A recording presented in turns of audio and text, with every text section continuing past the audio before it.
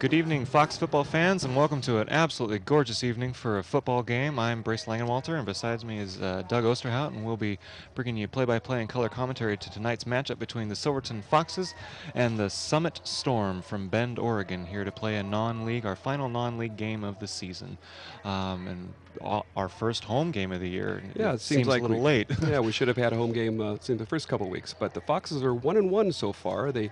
First week they went up to St. Helens and did a tremendous job. The coaches kept saying how great the game was. Beat St. Helens, which is usually a pretty good team. They have a very respectable program. Last week they were down at Springfield and unfortunately got down early and couldn't come back. Played okay for a half, but unfortunately it was the second half. So they are 1-1, and Summit has not won a game yet. I think they went clear down to Mazama, which is down near Medford, and were thumped a little bit there. So we'll see how they're doing. Summit's also a lot of young team, but they're big. They are big, and Foxes are not known for their size. No, haven't been known for our size for quite some time on the line. Yes. But as I talked to Coach Gregg, he said we're going to give away some size, but we're going to make up for it in athletic ability. And Coach Gregg was very, very convinced that his team is the most athletic team in the league, if not the state. He was looking forward to showing that off, especially today. And here come the Foxes taking the field for the first time. Crowd cheering them on. So looking forward to seeing them play here. I haven't seen too much this year, but I hear great things. Got a couple young kids starting the front line, sophomores. They're about 180 pounds, but they're playing the power positions. I know they could use about 40 more pounds, but they're going to give away some of that. Coach Gregg mentioned his center quite often. He said that what's his name there? Adam Carroll. Adam Carroll's doing a great job for center, and he's going to have a tough matchup because he's going to be facing the Summit player right away, and they're going to come after him. Luke Ferguson, the quarterback, is in his second year as a starter, and I think that things are looking good for Luke. He had a pretty good year last year. It was ups and downs. He threw some bad passes, but he learned a lot. Luke's a very intelligent young man and good athletic kid, too, so I think we'll see some good things out of Luke. So I don't know a lot about the quarterback from the Storm yet. I'm hoping to see him, but I know he's new to the varsity level, and they lost a real good quarterback last year. So we'll see what happens. They've got 3 quarterbacks listed. One of them 6'4", so we'll see. I think he's the starter, so we'll see what happens when they get out there. Coach Gregg says both teams play a similar offense, a West Coast type offense, and we'll see hopefully a lot of scoring opportunities. Well, at least on our side. Yeah. Well, we hope it's on Fox's side, but we'll see. So run and gun up and down the field.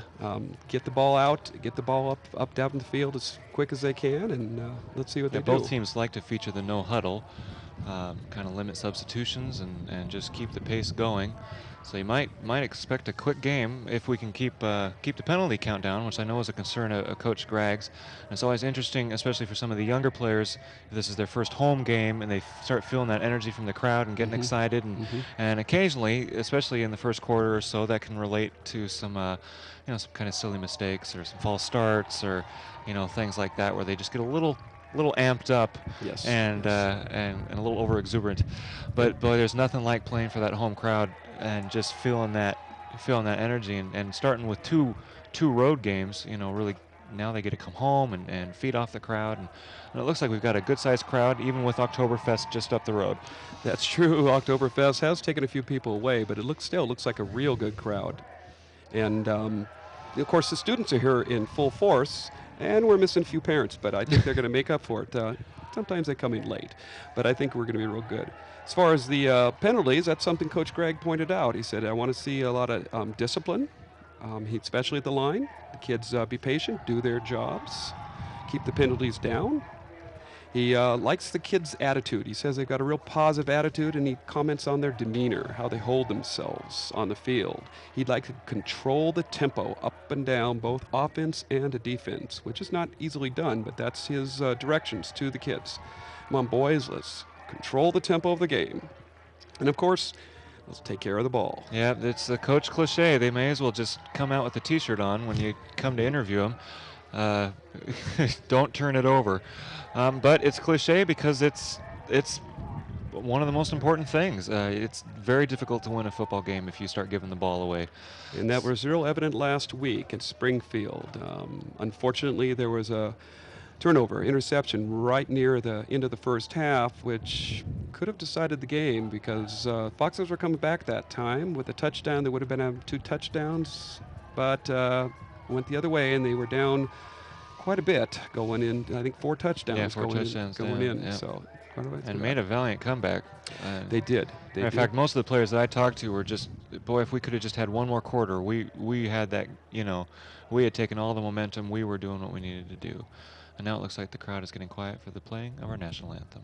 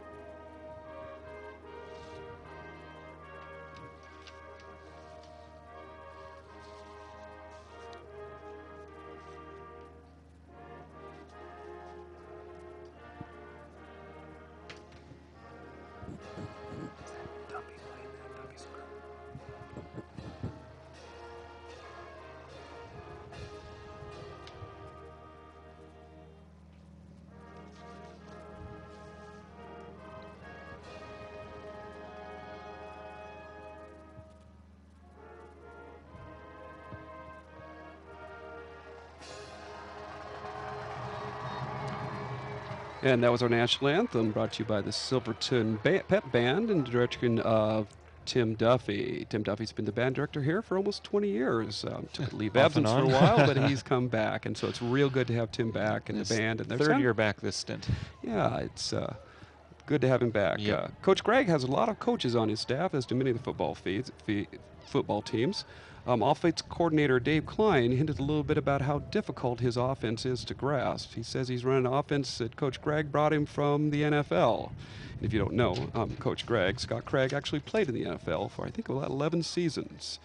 3 different teams. He was drafted by the Giants, played there for a while, then was traded off to the 49ers.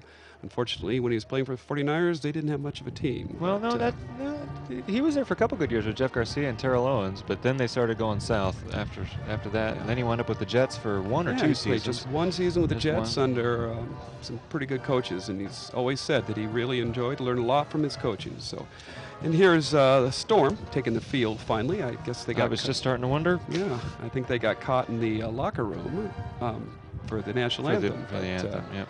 But here they are. Good-looking uniforms.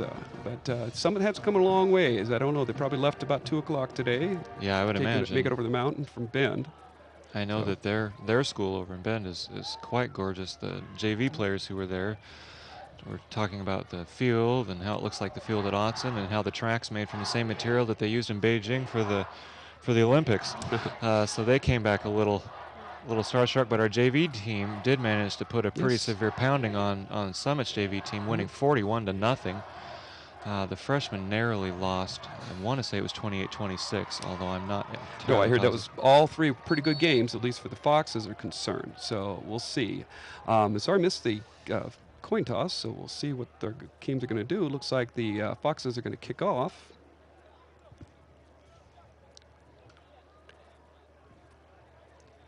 Yeah, it looks like the Foxes are teeing it up, and with the wind at their back. Yep. As always, the Foxes usually go out and get a soccer player to the kickoff. That's Levi White is going to do the kicking. Levi also plays on the soccer team, and they had a game last Tuesday here. Had a day off yesterday, and then they play again next week. So It's Levi doing double duty here. So let's see how he does. He's got his football cleats on instead of his soccer cleats. And here comes Summit out to receive the kick. Looks like Justin Hickens and Matson Hardy back deep to receive for the Storm. And the whistle's blown, and we are off. Home opener. Pretty decent kick.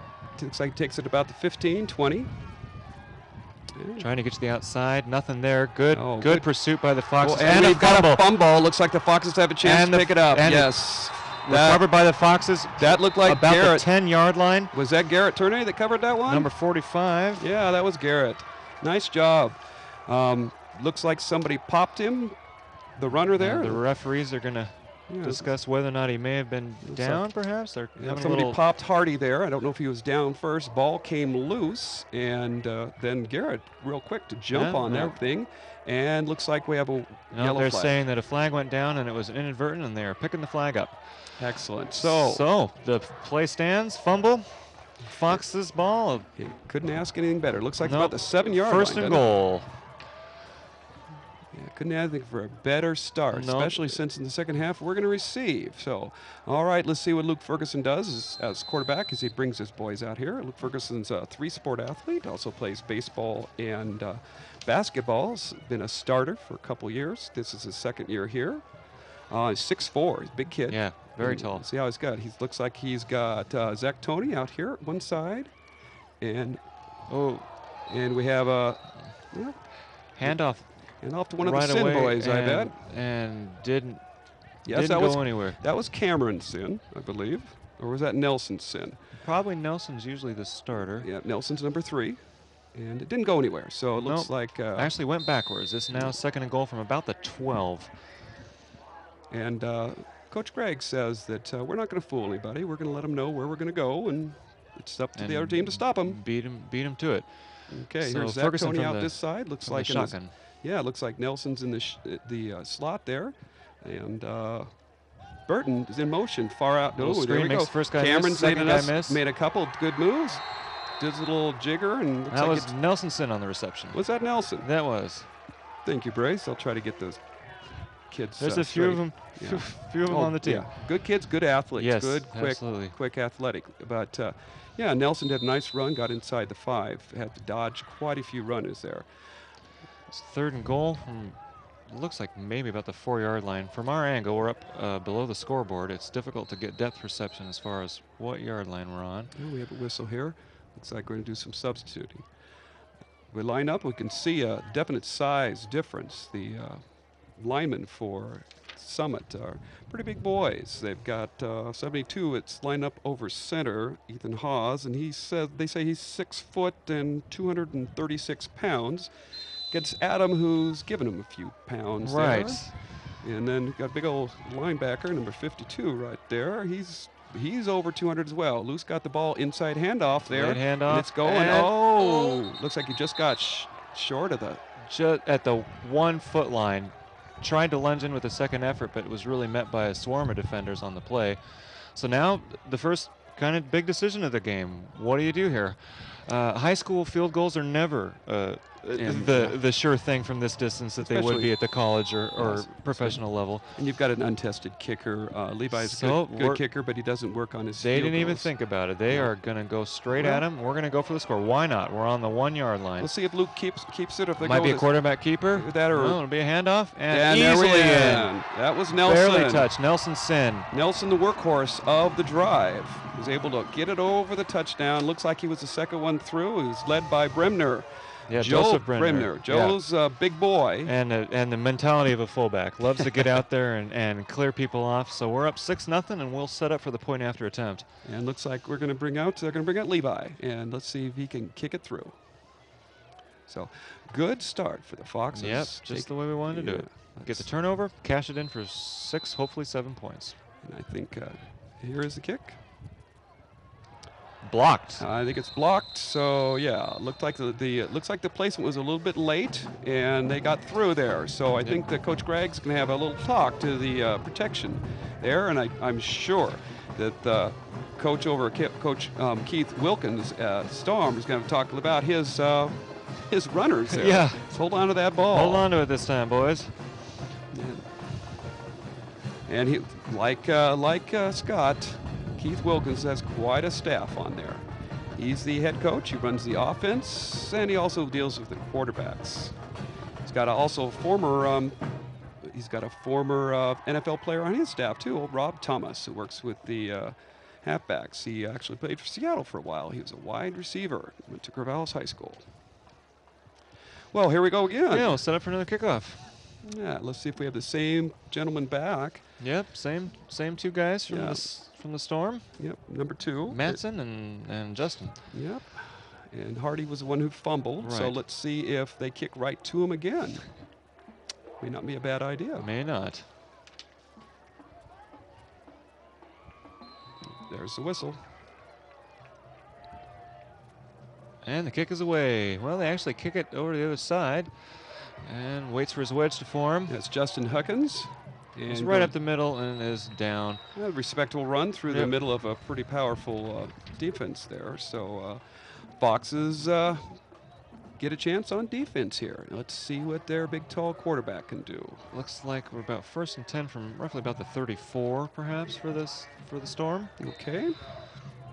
Decent field position. Halen Porterfield, the quarterback for the Storm. Shotgun. Two running backs in the backfield with him. He's a big, tall kid. He's got Inside handoff, and that is going nowhere. Yeah, Met Foxes. instantly. Like I said, similar offenses, almost same play as Foxes showed in their first series. So we'll see what happens. And now we're going to get a very late flag. Extremely late flag. Well after the play was over. Well after both teams were headed back to the huddle. That's not usually Which means a good somebody sign. said something. Oh. And they're going to say it's against the Storm. And they're going to say a personal foul of some sort, I believe. And of course, unlike college and professional, we don't mic the referees, so we don't get an official announcement on what. We'll just have to do some reading of their sign language. But either way, that gives a long field for the Storm to do this. So they're. No, that's interesting, though, because they're not marching the ball back. Flag is still on the field. We'll let them work it out. Yeah. It'll be interesting to see how the Foxes do against this run. Foxes actually have a real good secondary defense. Ricky Zeiss has had a pick in both games. He's had one in each. And then they've got the Craig twins back there, who both of them made, I think, 2nd or 3rd team All-League last year. So let's see how their big, tall quarterback there. Boy, big march back. That was definitely a personal foul, 15 yards. So brings up 2nd and at least 25, although I think it's more like 26 because I'm pretty sure they lost a yard on that run. So they come out with 3 wide receivers and 2 running backs in the backfield. And there's not too many plays in the playbook that go 26 yards, so they need to try to get about 10 or 12 here on this play if they Huckins can. and Hardy are the wideouts, and look like we've got Zath in the middle there. And they're going to run it right up the Inside middle with handoff. their big runner, Matt Mager. Matt Mager's a big boy. He's 6'1" and 213. I think he's going to see some duty today against these smaller Foxes. Right, that's a load coming through the middle. And he picked up a few yards. Of course, he needed more than a few. So we've got 2nd down here.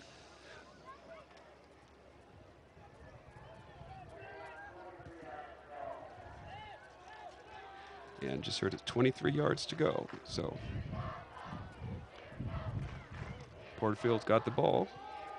Porterfield's going to take it himself. He took it up. Has a pretty nifty move for a guy that size, but again, in a 3rd and 25, you know, you run a play like that, and if some miracle happens and he gets the first down, great. But you're pretty much saying we're going to wind up punting here and try to do better next time. Yeah, I think so. I think they gave up. They're going to see if they get some field position. They've got one of their wideouts is the punter, number 2. Their kick returner, the one who fumbled. Yes, that's true. Matson Hardy. Let's hope he has better hands than he did before.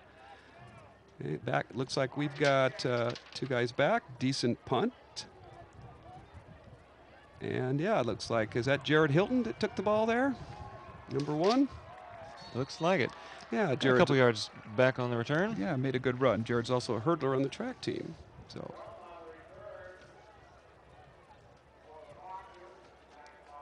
And looks like we're going to have pretty decent field position right near midfield. So we haven't really seen too much of the offense yet. Foxes score quickly, and Right. Well, yeah, yeah, first and goal. So now they'll 3 and out for actually see if Storm. we can get a drive together here as we line up. Luke But brings his crew just out inside there. the 50. Nelson in the backfield, and looks like Taylor Burton goes in motion. Luke's going to fade out. Looking Ready down. to Oh, pass. looking big downfield. He's got somebody open, Oh, but just overthrew yeah, him. just over there was Zach. Boy, and he'd love to have that one back. Zach Tony, I Wide believe. open. Yeah, Zach behind was the wide open. secondary. He had beat his coverage. It's too bad. But early in the game, see if we get warmed up, start seeing some things. But that is a positive thing. If Zach can be open like that, he's going to see the ball quite a bit.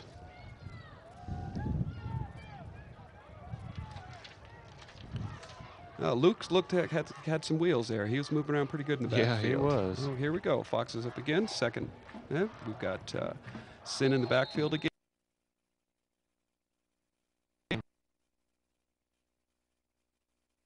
Penalties that Coach Gregg was talking about. Yeah, that can kill a drive. In a hurry. Yeah, I think it's just going to be a 5-yarder, but still. Especially after something that looked pretty possible. Yeah, false start. Foxes and bring up second and about 15. And Fox is changing a little bit, putting a few new wideout in, but I think we're going to see the same big boys on the line. Let's see how they do for coverage. So far they've done okay, but Luke's have to move around a little bit out there. Well, the one play is a designed rollout, so rolled to his right, and he's a right-handed quarterback. So we've got Jason Martin out on our side here. Let's see how he does. Oh, we got a quick pass. Just inside the flat to, looks like Zach Tony again. And I think he gained a few yards. He did, about 4. Yeah, almost back to the original line of scrimmage. Bring up about 3rd and 11. So I think we're going to see another pass.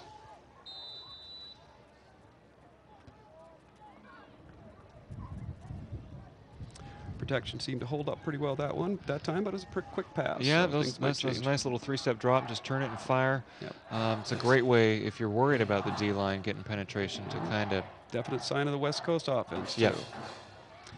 And we got Burton in motion again, and another whistle. I think somebody may have moved too quickly on the line. So. Boy, this is the sort of thing that drives the coach absolutely crazy. Yeah, and I think this was some of the problems they had last week against Springfield. They couldn't stop them on defense, and then their offense was kind of sputtering like this. So fortunate they've got a good start here. Oh, offsides on the defense. Well, how about encroachment? That? Well, that'll get those 5 yards back that we gave up on the false start, and it'll bring up a much more manageable 3rd and 5 or 3rd and 6. And that might change the play a little bit, and the fact that they have a run option now as well. Nelson Sin winds up wide as a wide receiver. And he put another quick outside pass. Oh, that didn't work too good. And that's not a situation you want to be in as a receiver, where you're getting hit the second you even are near the ball. Yeah, and you'll notice that their cornerback was their punter and their kick returner and their wide receiver. Mr. Do-It-All. Yeah, good athlete here. He's back again to receive the punt. So that's Madsen Hardy. He's a senior this year.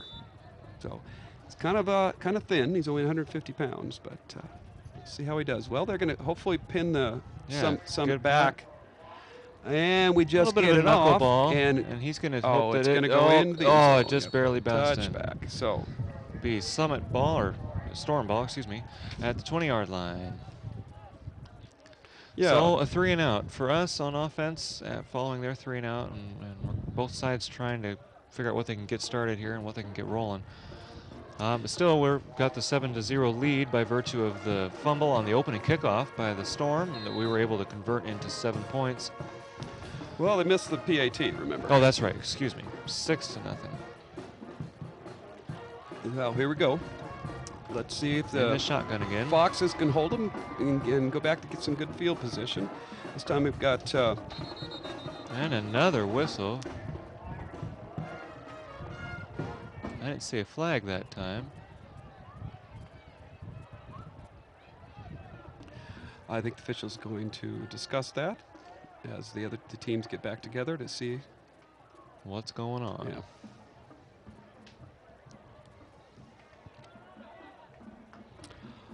Well, and false start on.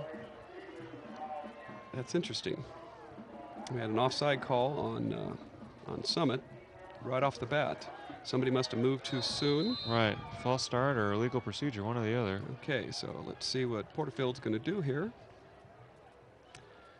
He's got fakes the inside handoff, and he's going to go for the naked run to the left, and he puts the ball on the ball, but they're blowing the whistle. They're saying he was down, which is probably the right call. Looked like his knee had definitely hit the grass. A little scary for the Summit coach, seeing that ball squirt out again. Twice here now.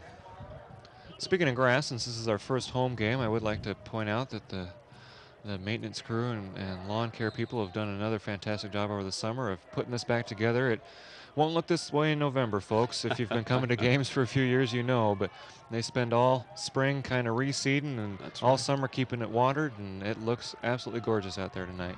They do a nice job with all the athletic fields. Quick throw. Bobbled it up. And we almost had a pick there. Matter of fact, if the player would have looked at the ball instead of wanting to get the hit in, I think that was Josh Craig, wasn't it? Didn't get his head up. Might have been, no, I think it was his brother. It was Jake Craig.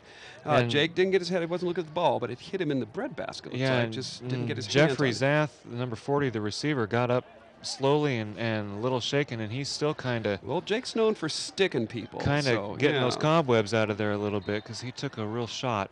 Well, I think the word's out on the left here. We've got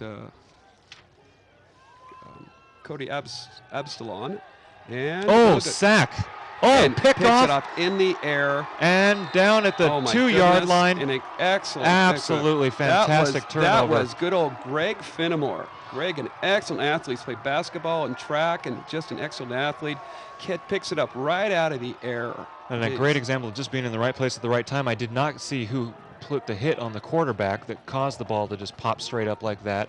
Quite an alert play by Greg, though. Yeah, absolutely, because that would have been a discussion, was his arm going forward, was it an incomplete pass or a fumble if it would have hit the ground. But, boy, nothing you can argue about when it pops right into our hands. And so here we are, first and goal again from about the 1 or maybe 2-yard line. Yeah. So Ferguson under center, pitch out. We got and we've got a touchdown right there. Go. Nelson Sin, and that doesn't get a whole lot easier than that. He could have probably strolled into the end zone. Not a defender even laid a hand on him. Big hole, good play. Good, little bit of a misdirection, but good play call by Coach Klein there in his offense. Let's spread out a little bit, and let's see what Nelson can do in open field. He had a big hole there. I think everybody did their job. So, all right, Levi is going to get ready to kick the PAT. Let's see if we do a little better on this time. Got some special team issues here.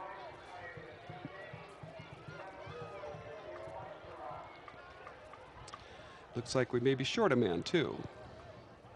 Oh, here he comes. Oh, and they... And look at that. But there's a flag, so we'll be redoing that because you can't hike the ball when you're not down and set and in formation. Yeah. So we'll be trying this from instead of the 2-yard line, we'll be trying it from the 7-yard line. Which, if he does the same thing, it won't be a problem because he kicked it real well. But that's gonna be something on the Chalk Talk Monday about the discipline of the penalties.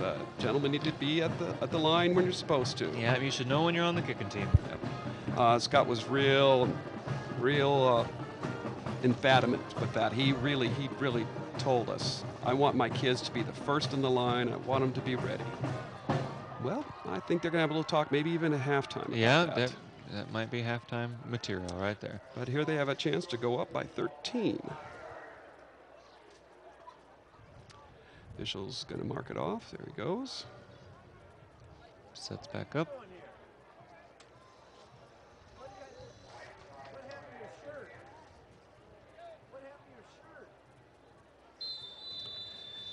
And we'll do it all over again. This time 5 yards further back. Snap. Kick.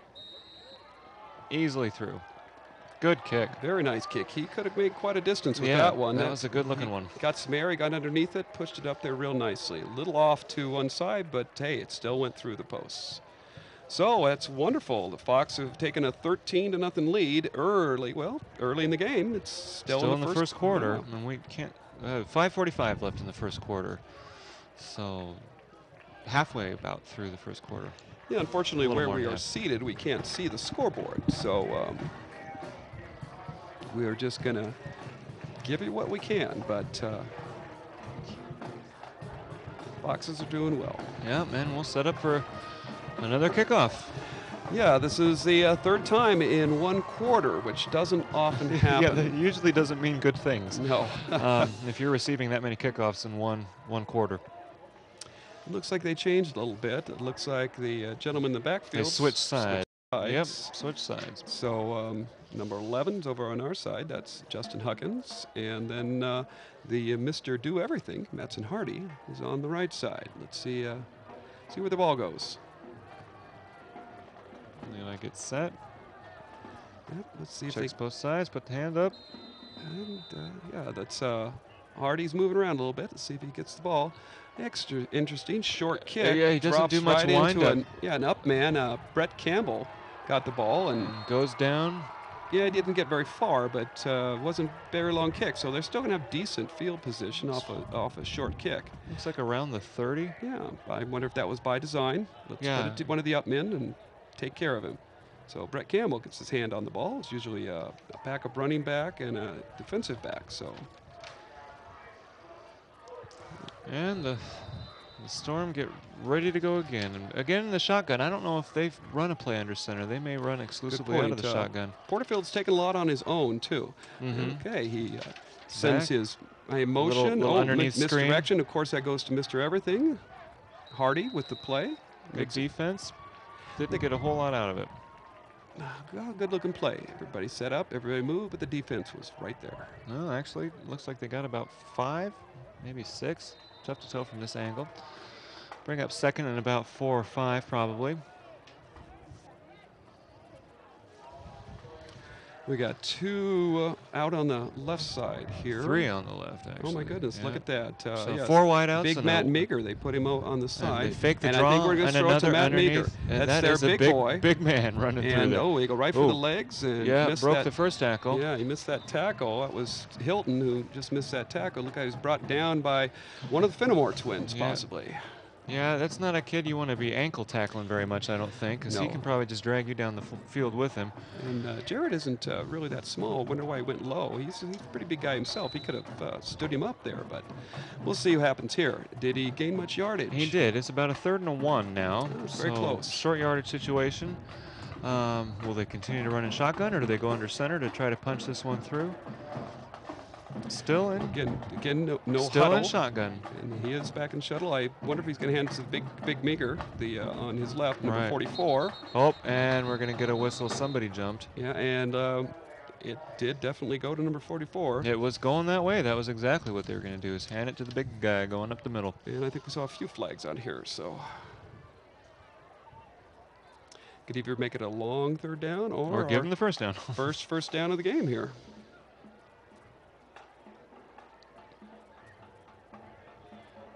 And it's going to be against the Foxes offsides. One of our players did jump across and touch an offensive player. So it's always did he move first? And of course there's always the pointing back and forth. No, it was him. No, it was him. Yeah. But in this case, jumped across and touched the offensive player, and that's an automatic 5 yards. Referees don't put up much of that. So let's say we've got the big Meager out on the right side, and in the backfield we've got number 28, Knighton. Let's see what he does. Oh, Another we're pass. looking here. We're going right out to Meager. Almost picked off. Great defensive play by Jake Craig. Read that the whole way. Yeah, I don't know if he should have thrown that. Meager was covered really well by Pretty Jake. tight coverage. Yeah. Didn't have anything on the outside. Yeah, so had a good break on that ball. Boy, 1 second earlier, and that was 7 points coming the other way. Defense's secondary is doing their job. Which against a team like this is pretty important because they have definitely shown pass first, run later. Which is real similar to what the Foxes have wanted to show, but they've been running real well with Nelson Sin. So second down. This time they do run it and immediately stood up. Little misdirection on the far side. Doesn't fool anybody. Yeah, Cody Knighton with the carry, and he got back to, he didn't even get back to the line of scrimmage. They're marking him back about a yard or 2. It's going to bring up a 3rd and 11 or 12. And the Foxes are looking real good at the line in the trenches. That's like they're pushing their defense, even though they're bigger. They're pushing the big offensive guys back out of the way so they can get to them. Yeah, so we've had a couple of the running plays have been stood up at the line. We've had the penetration that led to the hit on the quarterback that led to the interception. So we've had some good penetration here early on in the game. And now another 3rd and long, so the defensive lineman can pin those ears back and just head upfield. And we got number 40 in the slot, but They're looks going to like we're roll going the him other out way. to try to create some room. Going back the other way, which is always a tough pass and a little bit ball dangerous. hits the floor or ground. And incomplete pass brings up 4th down, and I think we'll see the punter. He was looking for Zath on that. But they wouldn't have had a 1st down on that anyway. That wasn't a far enough throw. And I don't think Zath was open. Fox's good coverage didn't give them anything to see that time. So Porterfield a little frustrated, I'm sure. But he's staying in. Oh, he's blocking for the punter. Let's see. They got Porterfield. No, that's right not in there. something you. No, he's either blocking or they got a trick play going on, one or the other. But I bet they had a trick play here because they just called timeout. Well, they didn't have the right guys out. They just had somebody come trotting on, so they weren't set up. So both teams a little sloppy on personnel and substitutions, and this is our 3rd game of the season, and you as a coach, you kind of want to start seeing those things, disappearing a little bit as you get into the 3rd game. Is this the Storm's 2nd or 3rd game? This is our 3rd game also. They dropped 2 games. I think their other game was to one of the teams in the Eugene area. But they went down and lost to Zama. So we'll see. We'll see how they do. So I don't know which game was home for Summit, but I know they had a home game last week. So 3 minutes left in the 1st quarter, 13-0 Foxes.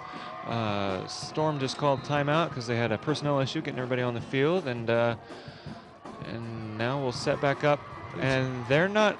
As you see a view of the Silverton cheerleaders trying to get it's like that Caitlin Radigan up on top, trying to get the crowd going.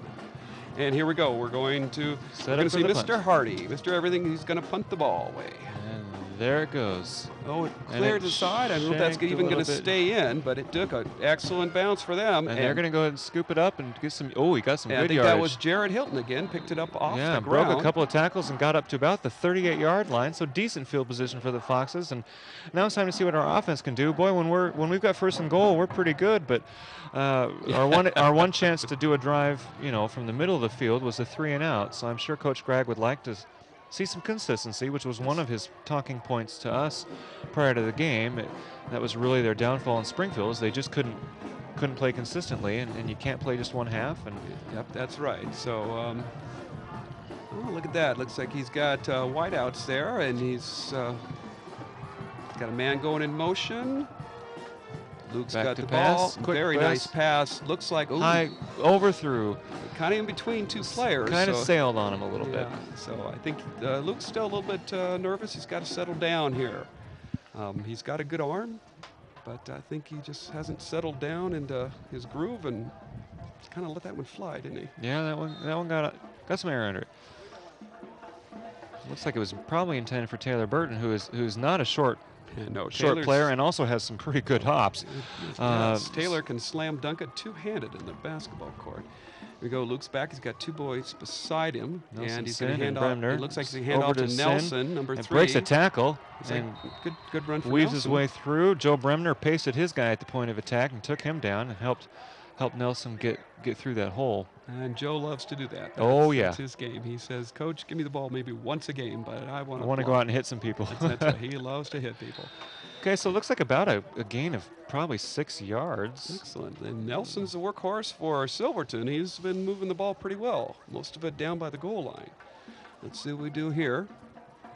Nelson out beside Luke again. Luke's calls signals. Shotgun Taylor in motion.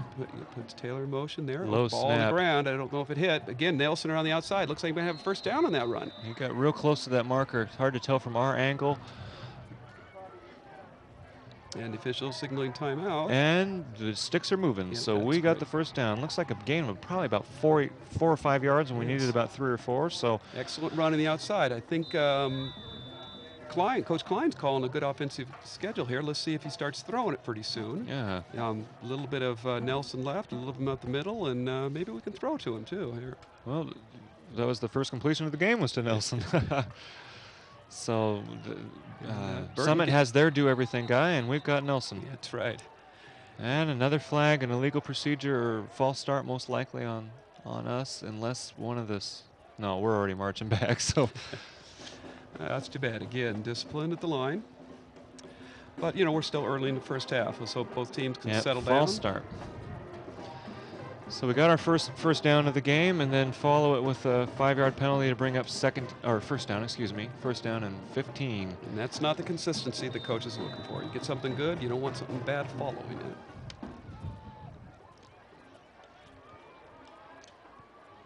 Again, looks like the same offense. We've got Bremner on one side and Sin back. Taylor in motion. And we drop back to looking, pass. Looking for a pass. Got time. Now he gets flushed out. Around. Still looking. He has nobody open. He throws it away. And incomplete pass. They forced him out of bounds. Smart move for him to throw that away. Yeah, and it's taken him, I think, a year to understand that. You don't have to always complete a pass. Sometimes it's better to keep the ball and move on. Yep. So incomplete pass there. It looks like he dropped it at, I think it might have been Cameronson's feet. Yeah. I didn't catch the number on that. Well, frankly, he dropped it at the feet of one of the Summit players, or one of the Storm players. All right, here we go. Still in the shotgun. Empty backfield this time. So but, everybody's up in the line. I think we're looking at a run. Yep. And we did a draw. And stood him up. Nelson Sin again. Back. And Nelson's not that big, so he's working real hard. He's gained a yard, maybe 2 on that. Nelson's probably what, about 5'8", 5'9"? Yeah, he's not exceptionally tall. Maybe 150 pounds, but very strong, very quick. I've seen him run. He extremely quick. Moves well. Now we're going to put a few people out. I think we're looking at a pass with third and long. Third and 13 or 14. Looks like he's got 3 wideouts. 4, 3 on one side, 1 on the other. And he's in again, trouble. flush. Luke moves. Looking. Long pass. Going long pass. ball. I don't know. Jump ball. Yeah. And we're going to get some pass interference. Flag down on the play. No kidding. Now, whenever there's a jump ball like that, it becomes, was it offensive pass interference? Because both players then have to turn and look back to the ball. So who pushed off of Well, whom? you know who was there? Number 2 for yeah, Summit, Hardy. yeah. So we'll see. They're talking it over. The referees talking it over as like they should. And hopefully we'll get the signal from the head referee. There's also a flag, it looks like, down towards the line of scrimmage, and I wonder if we're going to have opposing penalties, a holding and a... Okay, here's the signal, here's the call. Well, maybe well, not. He's going to talk. He's going to talk to the Foxes, which could be a good thing. Luke, captain of the team, is probably going to make the decision. He'll probably turn and ask the coach. Here we go, and the signal We have a personal foul, roughing the passer. Oh, personal foul. And then pass interference, so 2 huge penalties. Boy, it's too bad we can't stack those. That'd be 30 yards. So it makes an automatic and a first down. And of course, we couldn't tell from up here which penalty they chose to accept. But either way, it's 15 yards, yes, correct. and away we go. 15. So, and I believe one of them's an automatic, but anyway, it's a first down. Right, they're both automatic first downs. The difference is, and then in high school, you don't get in a pass interference call in the pros, correct, you get the ball where the foul was, right, which would have been obviously to our advantage. Here we go, and outside Nelson handoff. Sin to the outside. He's got some room. He's moving well. He's got one man to bring him down, just barely. Drags him out of bounds just by the arm. Good stiff arm by Nelson. Is able to get a few extra yards by that. Good run. Great run. And there's a flag on the play. Oh, that's too bad. Another flag. Well, good looking play. Well, the refs are going to start getting shoulder injuries from having to throw that thing so much. And usually on a run to the outside like that, you can put some money down that that's holding on the offensive line somewhere, but we will wait for the call. Or it'll go block or something like that, but we'll see. Holding on the offense. Yeah. 10 yards from the spot of the foul remains first down. So what would have been about a 20-yard run, unfortunately completely off the books, and we now have second down and about 20. So it's like a 30-yard penalty, pushing us back from the possible gain to a loss. Again, we've got... and another whistle and stoppage.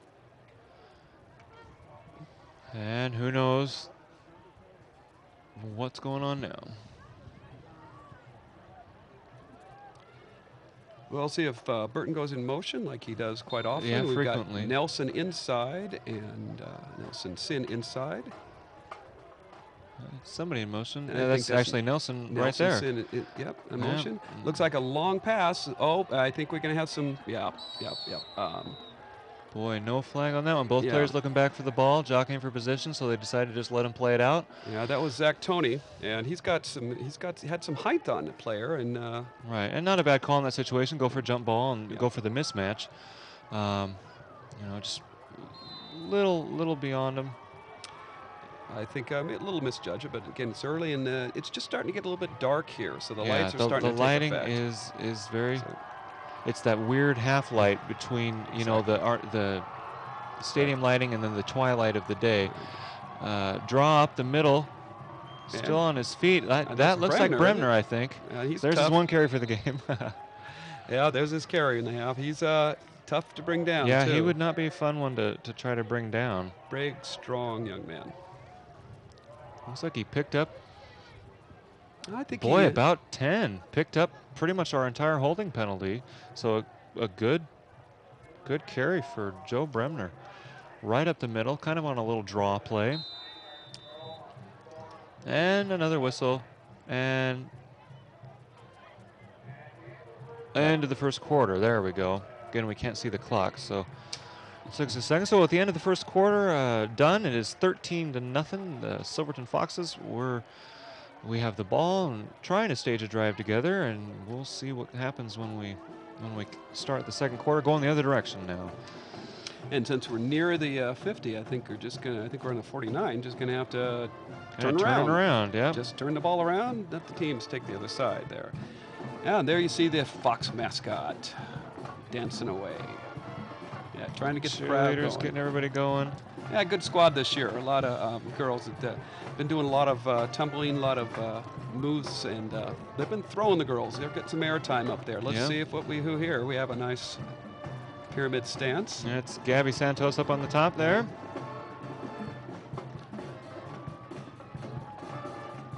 And there goes Gabby up. Oh. Straighten your legs there. There we go. And that gets the crowd going a little bit. Yep. Good turnout in the student section again. So. Yeah, Silverton, good group of kids. You know what I hope to see this year? I hope we get to see the drum line. Silverton's got a wonderful drum line that pretty sure they're doing something at halftime, and there's a drum line right there. Thank you to our Scan TV camera crew for giving us a little shot of the boys with the sticks. Boys and girls, in all fairness, because there are some good playing girls on that. On the gray sweatshirt, that's Billy Botayev. He gave up football to do the drum line this year. He was on the football team last year. And there's the pep band. There's the snap. Luke Ferguson rolls right. Going to throw on the run. Oh, nice catch by Sin. That's the other Sin this time, Nelson Sin. Nelson Sin again. And I think it's close to a first down, if not got one. It's waiting for him to move the sticks or do something. There goes the sticks. Yes. Boy, it looks like about a pickup of 15 or so, I would say. One of the biggest plays of the day there. And a great pass, just got it over the outstretched hands of the defender, dropped it right in, thrown on the run to a receiver on the run, going the same direction. Not as easy as Luke Ferguson made it look there. Yeah, managed to float it right over the... That's true. Nelson made it look easy, too. He's caught it right in the breadbasket. Here we go with Luke giving signals and man in motion. And fake the hand? No, did do the handoff. Second man there goes the inside, and there goes the pile moving. Yep. Impossible for us to tell from here who even had the... Yeah, I think it was Big Bremner again. It was. Well, he did good the first time. Let's give it to why him again. Not? Why not? Looks like a pickup of about 3, maybe 4. I think Joe just took the pile that far. It certainly looked like the pile was moving.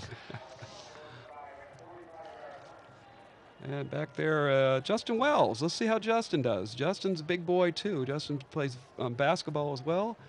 And just loves to hit people. He doesn't care whether he gets the ball or not. He just wants to hit somebody. The pass. Luke fades out. Looks like he have to move a little bit. He's in trouble. And looks like he threw it away. He did. Another good decision because there was no one there. Just get the ball past the line of scrimmage so you don't get the intentional grounding and get rid of it, which is what he did. And I think Luke's a little disappointed in his coverage there. But, you know what? We'll see what they do to change coverage. The boys working hard. And you don't want to roll out to your left when you're a right-handed quarterback if you can avoid it, because then you've got to twist across your entire body to try to make the throw. Yeah, that's how Joe Montana got hurt. Yeah, one of the times. Yeah. It's like sending Burton out the other way. Oh, that's Tony. Sorry. And Adams going to center the ball here again. Ferguson's got to snap, again scoops has to it pick off it the off ground, dirt. right down the middle. Excellent, and that is Wells. And he's got a lot of room in front of him. Isn't it? No, I don't think that's Justin, is it? 46, Justin Wells. Justin Wells. But he moved good for a big man there. He did a great job catching that pass right down. And it looks like, you know, Coach said we're not going to fool him. Well, I beg to differ, because they didn't look like they were expecting that little dump-off pass down the middle at all. And I wonder if that was the first receiver or if he called it back, because excellent throwing to the fullback in the middle of the field, almost center screen there. Yeah, pickup of, it's hard to tell from this angle. Well, they got sticks down, so it looks like it's... So it's first and goal. First and goal. So a pickup of 20 yards, roughly. Handoff up the middle, out to the left a little. Doesn't look like they gained much, if any.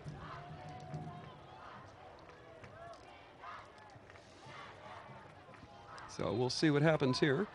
Unfortunately, we have a bad angle, but we'll do the best we can to let you know what's going on. Foxes break the huddle. Come on out. Again, it's Ferguson. And under center, we got Bremner, and then Sin in the backfield, and somebody's coming in motion. Probably Taylor. And like does. a whistle. I think we have a timeout called. Yep, timeout. Timeout Silverton. Yeah, I just want to give some props to the big guys. Mesner in there, and both the Fenimore boys, Gabe and Greg, are doing a good job on the offensive line. And of course, big old Nico, number 50, Nico Agabaron. He's a big boy too. He's doing a good job. They're moving the ball here. Yep. They're giving Luke enough time now. I think he can do something. Getting a little better with that. Mm-hmm. So another timeout. Is that our second of the half? I believe so. Seems like. I believe so. So it gives the band a chance to play for us a little bit. And that's a good thing. Talk it over. And again, it should be second and goal from. We don't know where exactly, because we can't. From here, we can tell that it's first and goal. Maybe the crew can give us a shot of the scoreboard, and we can get a look that way. Then Silverton comes up to the line, and lineup that we're very familiar with. In the I formation. Luke up under center this time. Let's see if he's going to hand it off to one of his. Again, Burton in motion. Player goes fumbles the snap. He puts the ball in the dirt and jumps on it immediately. And looks like a turnover. We to Summit. It over. Well, you know, I guess it's fair game. They gave us a couple, but right there, but that's too bad. Boy, you hate to be knocking on that doorstep and then not getting anything out of it. And that's a little like last week. Unfortunately, they put the ball in the dirt and rather than throwing an interception, but still, not a good time to do that. I think that was the center quarterback. Yeah, the exchange was just not clean. I don't know if Luke pulled out a little early before he had a grasp on the ball or what happens. You know, it's another one of those things in football that you take for granted because it happens every play. Right. But it is not as easy as they make it look, the exchange between center and quarterback. So now we've got another stoppage of play. And now they wind the clock and the Storm set up for their first play. Again, buried deep in their own territory. Still in the shotgun, though. And handoff right up the middle. Inside handoff. And again, the Fox defense just... pile. I wonder if that's their big boy. Let's see who gets up here. Boy, I couldn't catch. Like 28, maybe? Okay, Maker's been doing the work underneath with the big boy, but Knighton could have been the Knighton. Ball. He's seen the ball a couple times. Knighton's not quite as big. 6'1", 188, though. That's not a... They're both big boys. I mean, that's as big as most of our line, but... and they carry the ball. Taller, actually. Yeah, that's true. Yeah, our big Nico, he's not too tall, but boy, he plays hard. Shotgun again for the Storm. And I think they got a little breathing room, but not a whole lot. He's still quick lined up. Quick pass. And miscommunication. I don't know if the receiver ran the wrong route or if it was a bad throw, but well behind the receiver. Bring up a third down.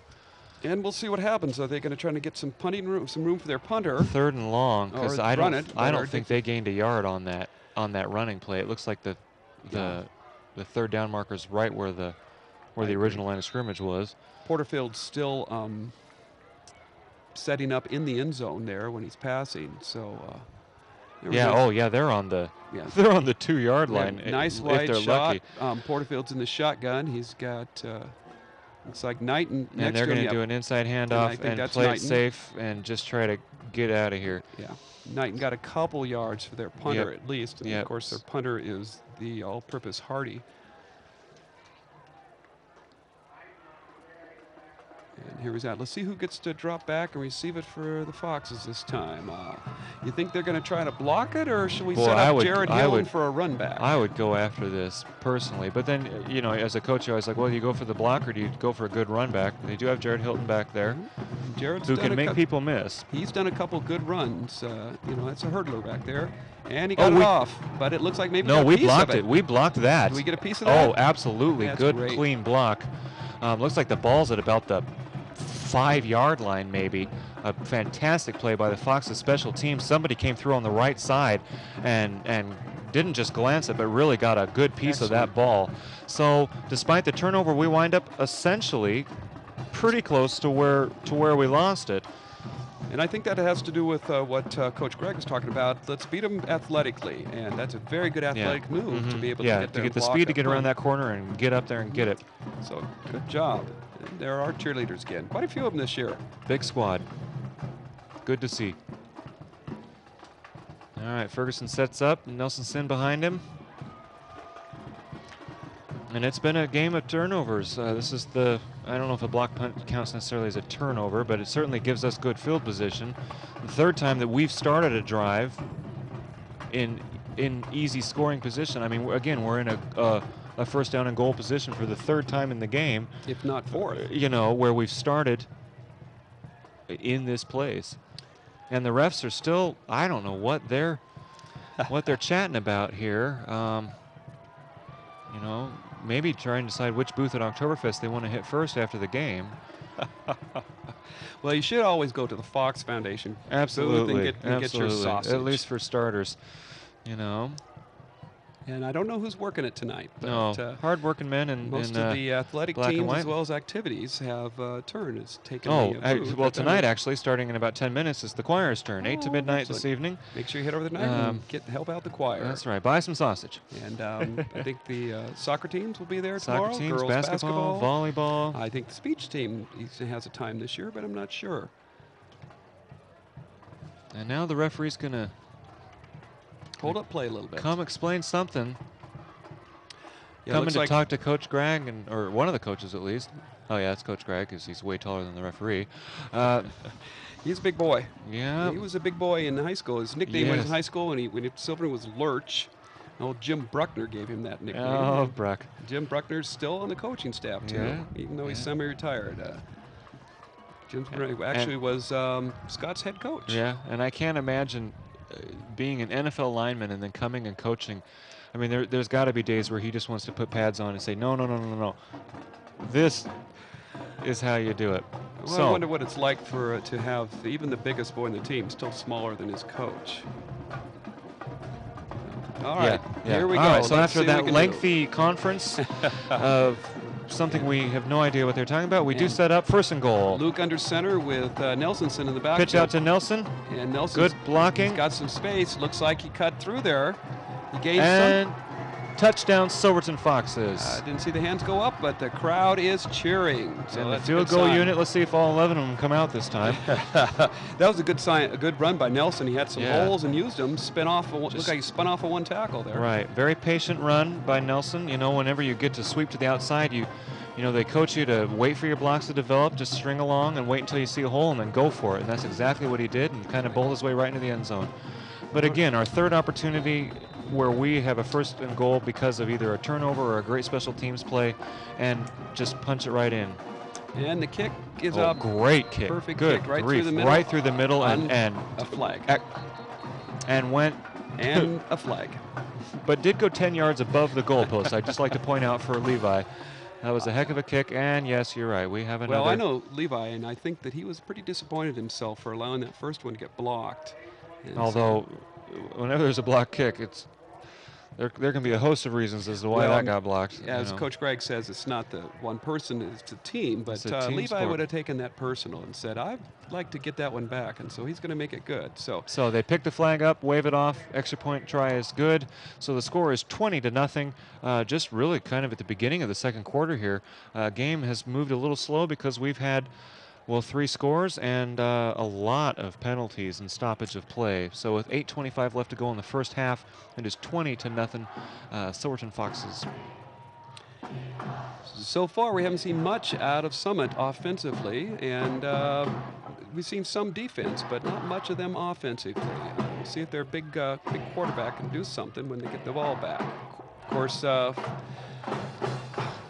first kickoff of the game, they put it in the dirt and turn it over, so it's got to hurt right off the bat. Right, not the way you want to start a game at all. You know, I think they're probably still hurting from that a little bit. And it's kind of the polar opposite of the game for us last week. This time we're the team that's capitalizing on the mistakes and scoring and really at this point it'll be interesting to see if the Storm can do anything, because they're in danger of starting to lose control of this game. Already, yes. And this kind of things that they pointed out, Scott pointed out in the scouting reports, that Summit was beatable, and they thought they could do it. Last week they played Springfield. They said Springfield, they would have had to play a good game to beat them. They were capable of beating them, but they didn't. They said Springfield may have been the second best team they see all year, behind, in our league, we'll play West Albany, which is our defending state champion. Right. West Albany is a tough team. Very tough team. They beat us by a few touchdowns last year and the Yeah, year they before. did. Excellent team. Yeah, their running back last weekend, I'm pretty sure it was, ran for 336 yards. Oh my. So well, ball's on the ground, and I think Summit it looks got like it. Summit managed to get And back on it, but boy, That was that was a miscue. You don't want to let a kickoff run around like that. You'd let the ball is live and go to anybody. So Summit was able to drop on it. Decent kick by Levi. Again, I think he was kicking it to the open space rather than to a particular receiver. Right, give our coverage team time to get down there and make a play, which they did. And so it'll be Summit ball. Looks like about the 23, probably. First and 10 from the 23. And you know, or nope, 25.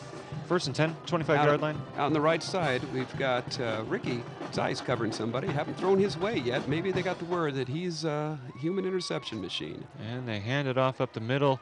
And they again, our run defense has been stiff so far tonight, just not letting them get developed at all. They stood him right up. A good athletic move. About a yard, I would say, is what they got on that one. They don't have the weight, but they sure stood him up there. Yeah.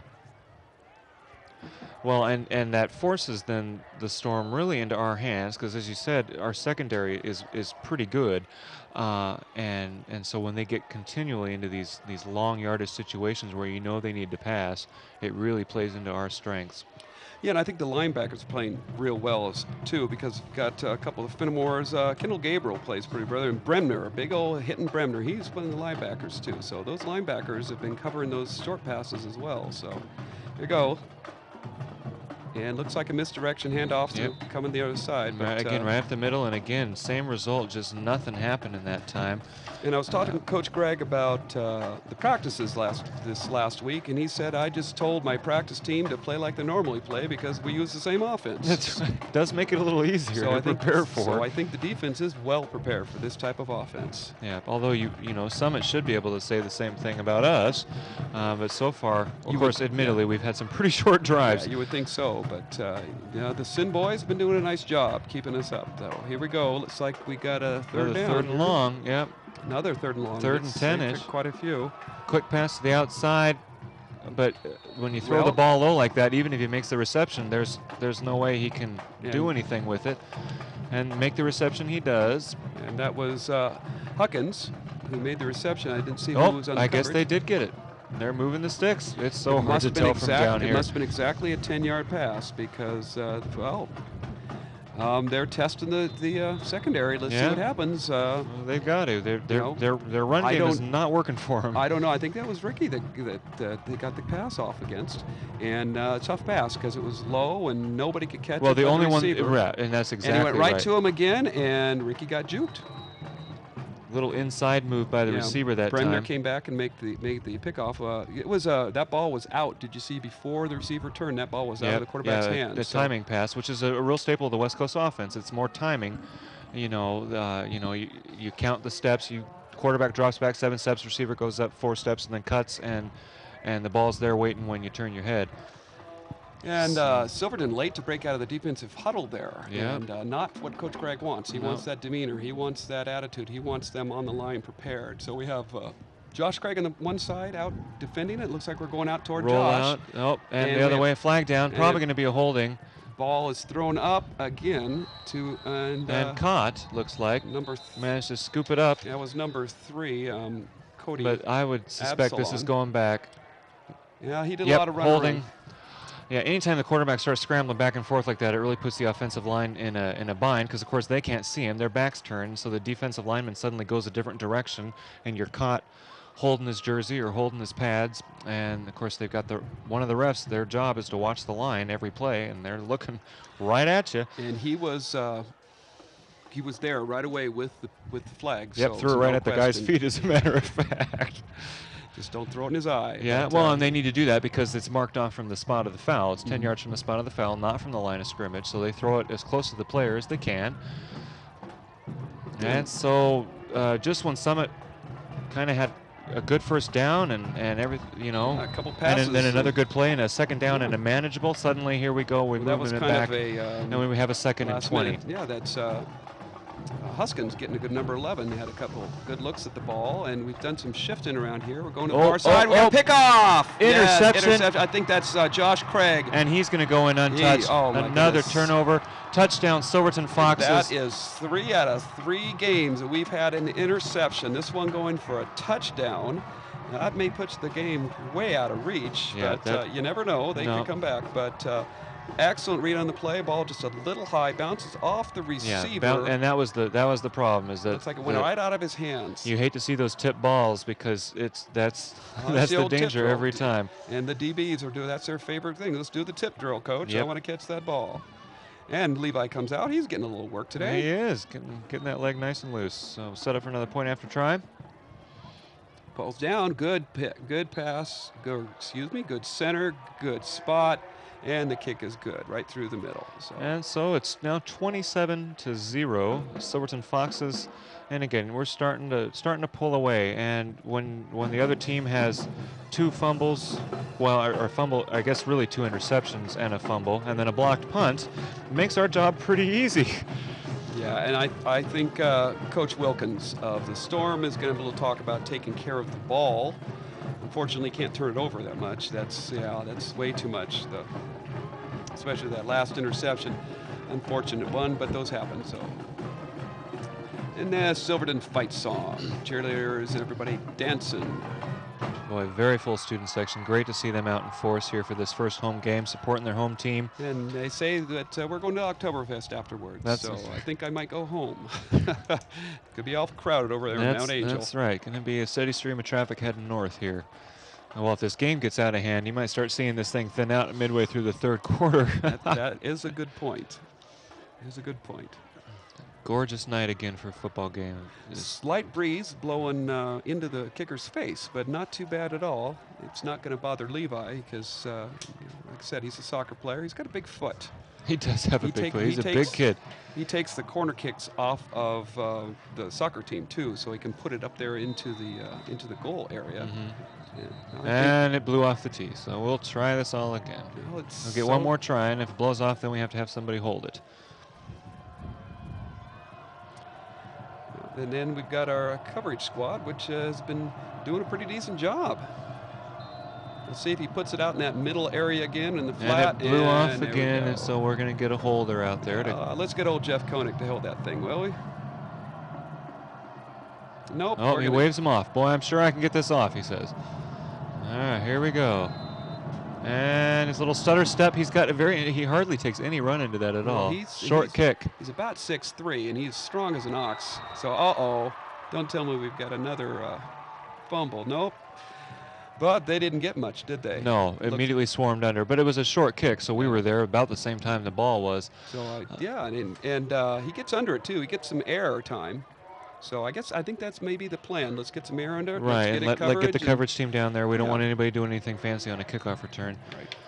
You know, so it's a first down 10 for the Storm again. Looks like from about the 30-yard line. Yeah. Okay, and looks right on the 30-yard line. Good spotting there, Brace, and of course. Back in the shotgun. Yeah, Trips left. Porterfield's got the ball. He's going to hang on to it. Yeah, quarterback keeper right up the middle, Oh, and he didn't go anywhere at all. Matter of fact, he looks like he might have lost. And there's a flag on the play. I wonder if Porterfield's doing that on his own, or is the coach calling that? Because maybe Porterfield's trying to take over the game, well, do too much. That's an awfully big kid to be doing a quarterback draw right up the middle. It's kind of hard to sneak that one up on us. So I'm not sure what the thing is, but again, we've got a flag on the play, and so the refs will get together and talk about it. I couldn't see the call. Possibly something looks like it was something at the line of scrimmage, but well, we're marching backwards. It's like probably offsides against. Here we go. Oh, personal foul. Oh, illegal contact with a helmet. Somebody led with their head. That's a 15-yard penalty, and they, you know, every year that's one of the things they talk about in the coaching clinics and the referee clinics is, you know, absolutely no spearing, and they took the gray area out of it. I mean, if the ref thinks he sees somebody leading with his head, it's an automatic. It's not a judgment call. It's an automatic 15-yard penalty, and of course they do that for the safety of the players. And they do that from the little kids all the way up to the pros. It's just too dangerous. Low snap. Porterfield's able to get it. Long pass out there. Oh, good catch. Good coverage. Tight coverage, but a very good throw. Jared was right on him, but unfortunately, their big guy. Yeah. Their big guy, Mager. It's a good throw to the outside. Got both hands on it and brought it down. And that's probably their biggest game, other than penalties, of the day. Yeah. No, I agree. And the Foxes are hands on the hips a little bit, wondering what's going on. So let's see. The problem with having all these short drives on our offensive side of the ball is that our defense has been out on the field for an awfully long time. You know, this half. And we have quite a few of the boys that are play playing double duty, both sides. ways. So, okay, Porterfield with the ball again. He's going to pass out to the other side. A long one. Long pass, and just a little overthrown. And, oh boy, Josh had gotten beat there by Mr. Everything. Hardy had a step on him. Too bad, ball was just a little overthrown. Yeah, tough throw, the fade route. Yeah, and I think Josh just has a little check back. And to the coach, there's a flag on the play. So we're averaging about every other play. The referees get together, and we're going to have a personal foul, chop block. So we'll take the 15 yards, heading back the other direction. And again, one of those safety calls. Illegal chop block, a good way to blow somebody's knee out or break an ankle. So again, that's been the rule for a very long time. So they'll discuss in the old days, it over. they used to call that clipping. Remember those? Right. Yeah, clipping penalty. They just changed the name, but it's basically the same thing. Illegal blocks, watch out. You can't be taking people out, cheap shots on people. Yeah, it usually means that one player holds somebody up in the shoulder level and another player comes in and hits them, blocks them at the legs, and that's just not... And I don't know any coaches that no coach coaches that on purpose, absolutely not. You know, but sometimes just in the thick of, you know, somebody's looking to hit somebody and they lean over and hit the guy next to him, not realizing that he's already been stood up. And both teams seem to be running a pretty honest game, so I think these are just honest mistakes. So we got Porterfield in the backfield again. Looks like he's setting up to throw. Gives his motion guy. Oh, nope, he's going to hand off. And I think was that Knighton that had the ball that time, or was that Mager? Hard to say, but it did not go 80-something. 28. That was 28? That was Knighton. Well, dyslexia. It's everybody's friend. My brother has dyslexia. Yeah, swear to dog. Okay, I don't know. Maybe it wasn't that funny. I'm sure the TV audience is really laughing. All right, second down and quite long. Second down and 25. Yeah, that's that penalty, and they're not being able to move it. You know, they got decent field position compared to what we have, but just not able to move the ball consistently. And we got to roll out, looking for somebody, and throw it to Mr. Everything. There he is. Hardy's got the ball. Tries He's got to some cut running back room, and gets cut down. Did okay. He did okay with that. Looks like the other Craig brother was there. We got two sets of twins on the team, the Craigs and the Finnemores. Both of them pretty good athletes, doing well to keep the Storm in check. So that was a gain of about 8 yards. It's going to bring up about third and A mile? Yeah, 3rd and a mile. It's probably just the best way to say it. Again, hard to spot from the angle here, but And a long ways to go. How many 3rd and longs have they had today It already in seems this like half? like just about every drive ends with a 3rd and a long. And I would be surprised they run it, but you never know. He's going to to design the roll left out for the this time. quarterback. Going to loft it pass up there. to Meager. Oh, one of our defenders got up and got a hand up and either just tipped the ball or at least got his hands in the face of the opposing player. And the ball falls incomplete. Real interesting. Looks like, again, Coach Gregg said to watch out for Summit's, what do you call them, talent players at the skill positions, right? Positions. Yep. And it looks like Knighton, Meager, Hardy, and of course Porterfield are doing all the work. Yeah, we're not seeing much. Although, admittedly, from our side, it's been the Nelson Sin show, with Luke Ferguson, getting some good passes in there too. But I think at the high school level, that's not uncommon. You kind of get your. Oh, he got a good foot into that. Yeah, and he did. Just going to let it go. A little into too the good end of a zone. foot. Touchback. Be our ball at the 20-yard line. That dropped right about the 1, but unfortunately kept rolling unfortunately for Summit. But yeah, you got a foot into that. Yeah, good kick. Got the wind under it and just kept going. So with 3:16 left in the half, it's 27-0 still Silver Foxes, and we'll set up shop at our own 20-yard line. Still kind of looking to put together an actual full-length drive here. I mean, we've been done a fantastic job of capitalizing on those turnovers, turned each one of them into touchdowns, but haven't been able to string together an actual drive that chews up some clock and takes the field. That's a good point. Let's see what happens here. Let's see how they start the playoff. Start with a pass, and I think that was miscommunication. Yeah, maybe? miscommunication, or it almost looked. Maybe the referees are tired of throwing the flag, but it kind of looked like our guy got jammed up at the line, and even when the ball was in the air, it seemed like he was still being kind of held up. But I think that was headed toward Taylor Burton, and like you said, he got hung up at the line. And with these timing passes that this West Coast offense uses, I mean, that's the best way to get those receivers and quarterbacks out of sync, is to hit them at the line, throw the timing off, force them to alter their route. Well, see, they're playing off a little bit this time. We've got Nelson in the inside. Ball's on the ground. And Cameronson actually with the ball, picked it up, and he's going to at least get us. Respectable, but still, I think we're going to lose. I think we lost a little bit. But yeah, we did. About 2 yards, maybe 3 yards, but could have been. Well, you don't want to have a turnover down here, that's for sure. Give him a shot in the arm. So it's good to just scoop that ball up and try to head upfield a little bit. So heads up play, play by Cameron. Another smart player. Yep. That's something Coach Gregg likes to brag about. He's got a smart team. So we got Nelson Sin split out wide as a wide receiver. We got Cameron Sin in the backfield. 1, 2, 3, 4 wide receivers. Nelson comes in motion into the backfield, and he gets the handoff. It's going to be a sweep. Cuts it upfield, and Nelson not going to get the first down. Yeah, that was Nelson. Coming around from the far side, takes the ball and runs to the right. Probably got about 5 yards on that. Not enough, obviously, to get the first down. So we'll send the punter out. How many times has Nelson been running that ball? He's been our workhorse. Yeah. So it feels, unless I'm mistaken, I believe this is our first punt of the game. No, we had the one. Second. We had the one turnover, and then we scored. Have we punted? Oh yeah, we did. We did punt once because Mr. Do Everything, of course, is their punt returner. Sets up, gets the kick away. Good high kick. End over end. Justin McClary takes a good bounce and picks it up and doesn't go anywhere. Yeah, I think that was that Hardy picking up the ball down there. Couldn't catch the number. Looked like perhaps an 8. Well, they don't have an 8, so it's not an 8. It was probably Hardy. Let's just call it. It has been every time. Yeah, when in doubt, we're just going to say it was Hardy. So our punter there, Justin McClary, he's got 2 punts, decent, but not too far. But Summit, decent position here, still somewhat near midfield. Looks about, again, between the 30 and 40. Porterfield sets up in a shotgun, gets the ball, and throws to the outside. I'm not sure who that was to exactly. And, that wasn't too far forward either. No. So I'm not sure what they would have gotten out of that. Both of the receivers in that area were pretty blanketed. Yeah, I think it might have been a miscommunication also. And again, Silverton's defense is taking a little longer to get set up than I think the coach would like, but they're doing a pretty good job here.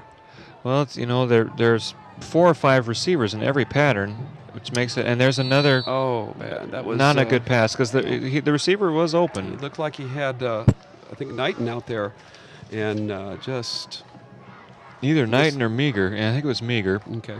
Out in the flat, and might have gotten something, but just completely led him too far.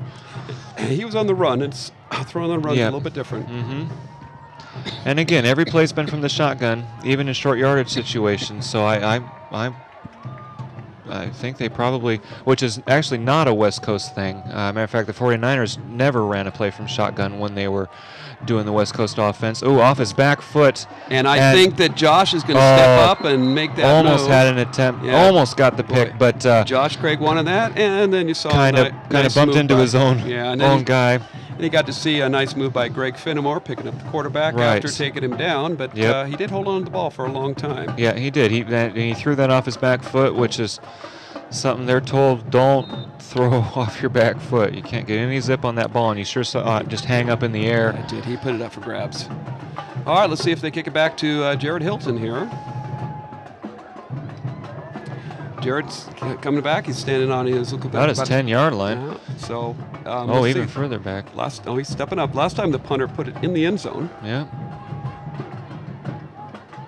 This time he's going to angle, try to bury us in the corner a little bit. Little off the side. Yeah, but very good. I mean, exactly what he wants to do. I mean, we're about let's see where they spot it, but so inside the 10, 9-yard line looks like. Just inside the 10. Great punt. Coffin corner kick, that's what they call that. Yeah, you don't see that much anymore. But no, I don't understand why they don't try that more often in this play, situation. Especially in the high school side when the football goes so wide to the side when they set up clear out in the right, the hash marks are so wide.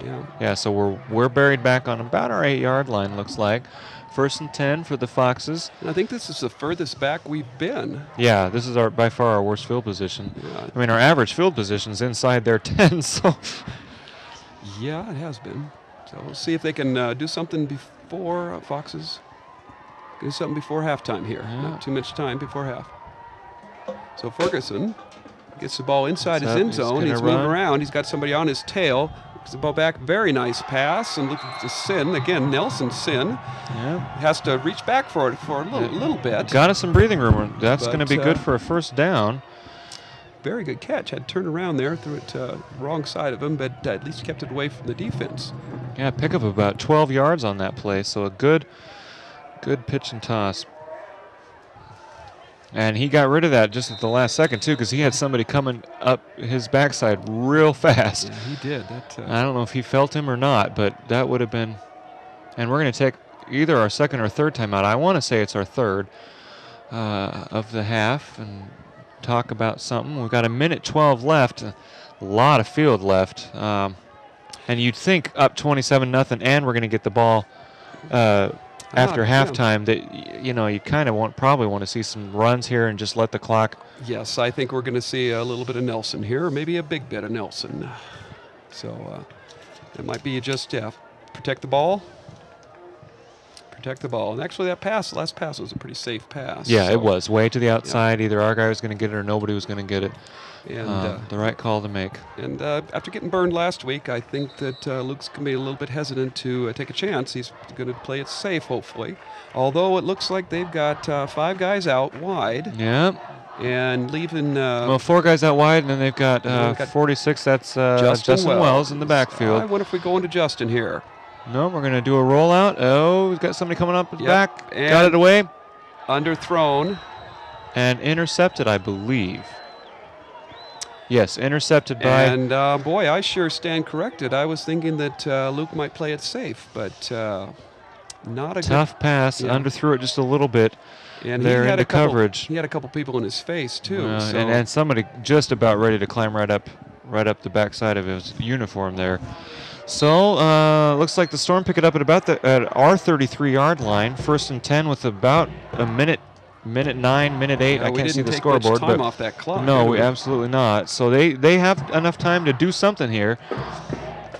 Looks like they're spread out in their shotgun. Looks like Knighton backfield with Porterfield, and another designed rollout. Looking back across the field, difficult throw, but brings catch. it down. And that was number 3. Haven't called his number yet. Yes, we had. Kobe Absalon.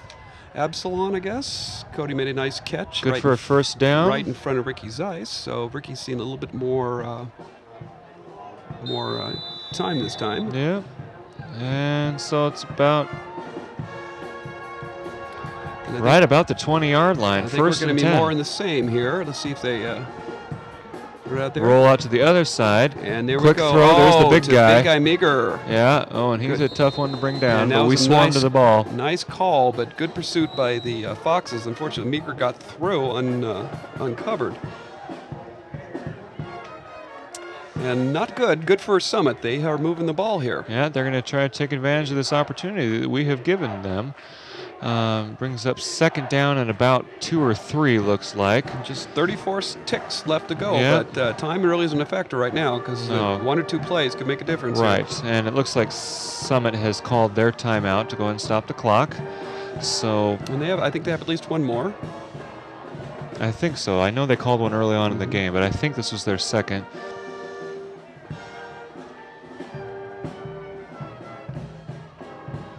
And halftime coming up here. Get to hear the band a little bit, maybe the drum line, the cheerleaders do some things, and And also a video interview with Coach Gregg. Oh, was good. conducted this afternoon by the Scan TV crew. So we'll see what that has in store for us. Storm wind up in what kind of appears to be their favorite set, trips, either trips left or trips right, pretty And much every it's- play. And it's quite a spread here they've got. So let's see if they can get to the quarterback. That was their goal. I know I was talking to the Fenimore boys. We got to Straight get to that drop. quarterback and that. Good defense that time, as long as no flag comes down. That was a quick pass off to the Quick right. slant. And yeah, it's nothing there. I think So that'll bring up third down and about 3. Silverton stopped right at the line. Didn't let them get open at Yeah, all. tough defense. Well, they toughened up when they needed to. Yeah, Let's see if so they can far. hold Here we it. go. Third down's kind of a big play in this game here, this third down play. Third down, and again, about 3 for Storm. Porterfield Knighton in the back. Fakes the Faking handoff. Oh, Out to the flat. Out to Meager, and they're right on him. Yeah, but, and he did not get it. They strung him out. Matter of fact, he may have lost a yard. So now as the Summit coach, do you try to put some points on the board, or do you go for it because you're down by 4 touchdowns? and they don't have any time, so they're jumping right to it. And they're going to go for it. They're And going to. They fourth must be out of down. timeouts. I bet he called 2 plays and thrown into the Oh, corner. great defense in the end zone. Had his hands on it. That was Ricky Zeiss. Almost could have had a pick there, but great job swatting that ball down in the end zone. And that's the scoring threat is over. And the Foxes hold on. And potential scoring drive, and I would imagine we're going to see Luke take a knee here. But Great defensive stand there with our backs to the goal line. So, good way to go in at halftime. Yeah. Well, I feel it gets a little bit shorter when you get close to the end zone. It looks a little easier. A little for the easier for the defensive backs. DBs. Yep, not They, as much ground to cover. Absolutely. So, yeah, we'll set up. Looks like not even in the shotgun. Just get right under center. Got Nelson sitting in the backfield. And we'll see a kneel down. You called it. Yeah. And that's it for the half. we will walk off. So at the half, it is currently Silverton Foxes 27, the Summit Storm 0. The scoreboard is all in our favor, but I know Coach Gregg's got some stuff he's going to want to talk about in the locker room as far as some of those discipline issues, well, not just some, a lot of penalties. Kind of an ugly first half, really, for both squads. So I think both coaches will have plenty of ammunition to. Yeah, I would imagine they may point out that the Foxes actually have been lucky. They played a good game, but they were given some of those scores. Yeah, absolutely. Well, all of their scores. I mean, they have yet to put together a drive that actually chews up any field at all. Now, kudos to them for the ability to take those turnovers and catch every one of them into touchdowns. Yep. That's huge. But still, from an offensive standpoint, yeah, you want to see them actually march down the field once or twice here and chew up some clock and really put this thing away. Which honestly, the score should be 1 touchdown higher because we were at the 2-yard line when that snap was fumbled. So plenty of stuff for Coach Gregg to talk about, I think. I think he's going to talk about the 3 keys that he talked about before. The discipline, like you said, security of the ball, absolutely. And then the tempo. Tempo, nobody's setting a tempo right now. It's just No, kind of hit too or many miss. 3 and outs, and Yeah. so his defense is keeping their offense from setting a tempo, but then our offense is unable to take control of the And ball. I don't think it's necessarily their defense as much as penalties. Well, and penalties have been a huge part of it for both teams. It seems like both teams have had good plays that have been negated due to penalty, or a good play that the very next play there's a penalty that just pushes you right back. So absolutely, it's been an issue, and it sounds like the drum line's getting set up to provide some halftime entertainment out there for us. There go the boys and girls of the Silverton High School drum line.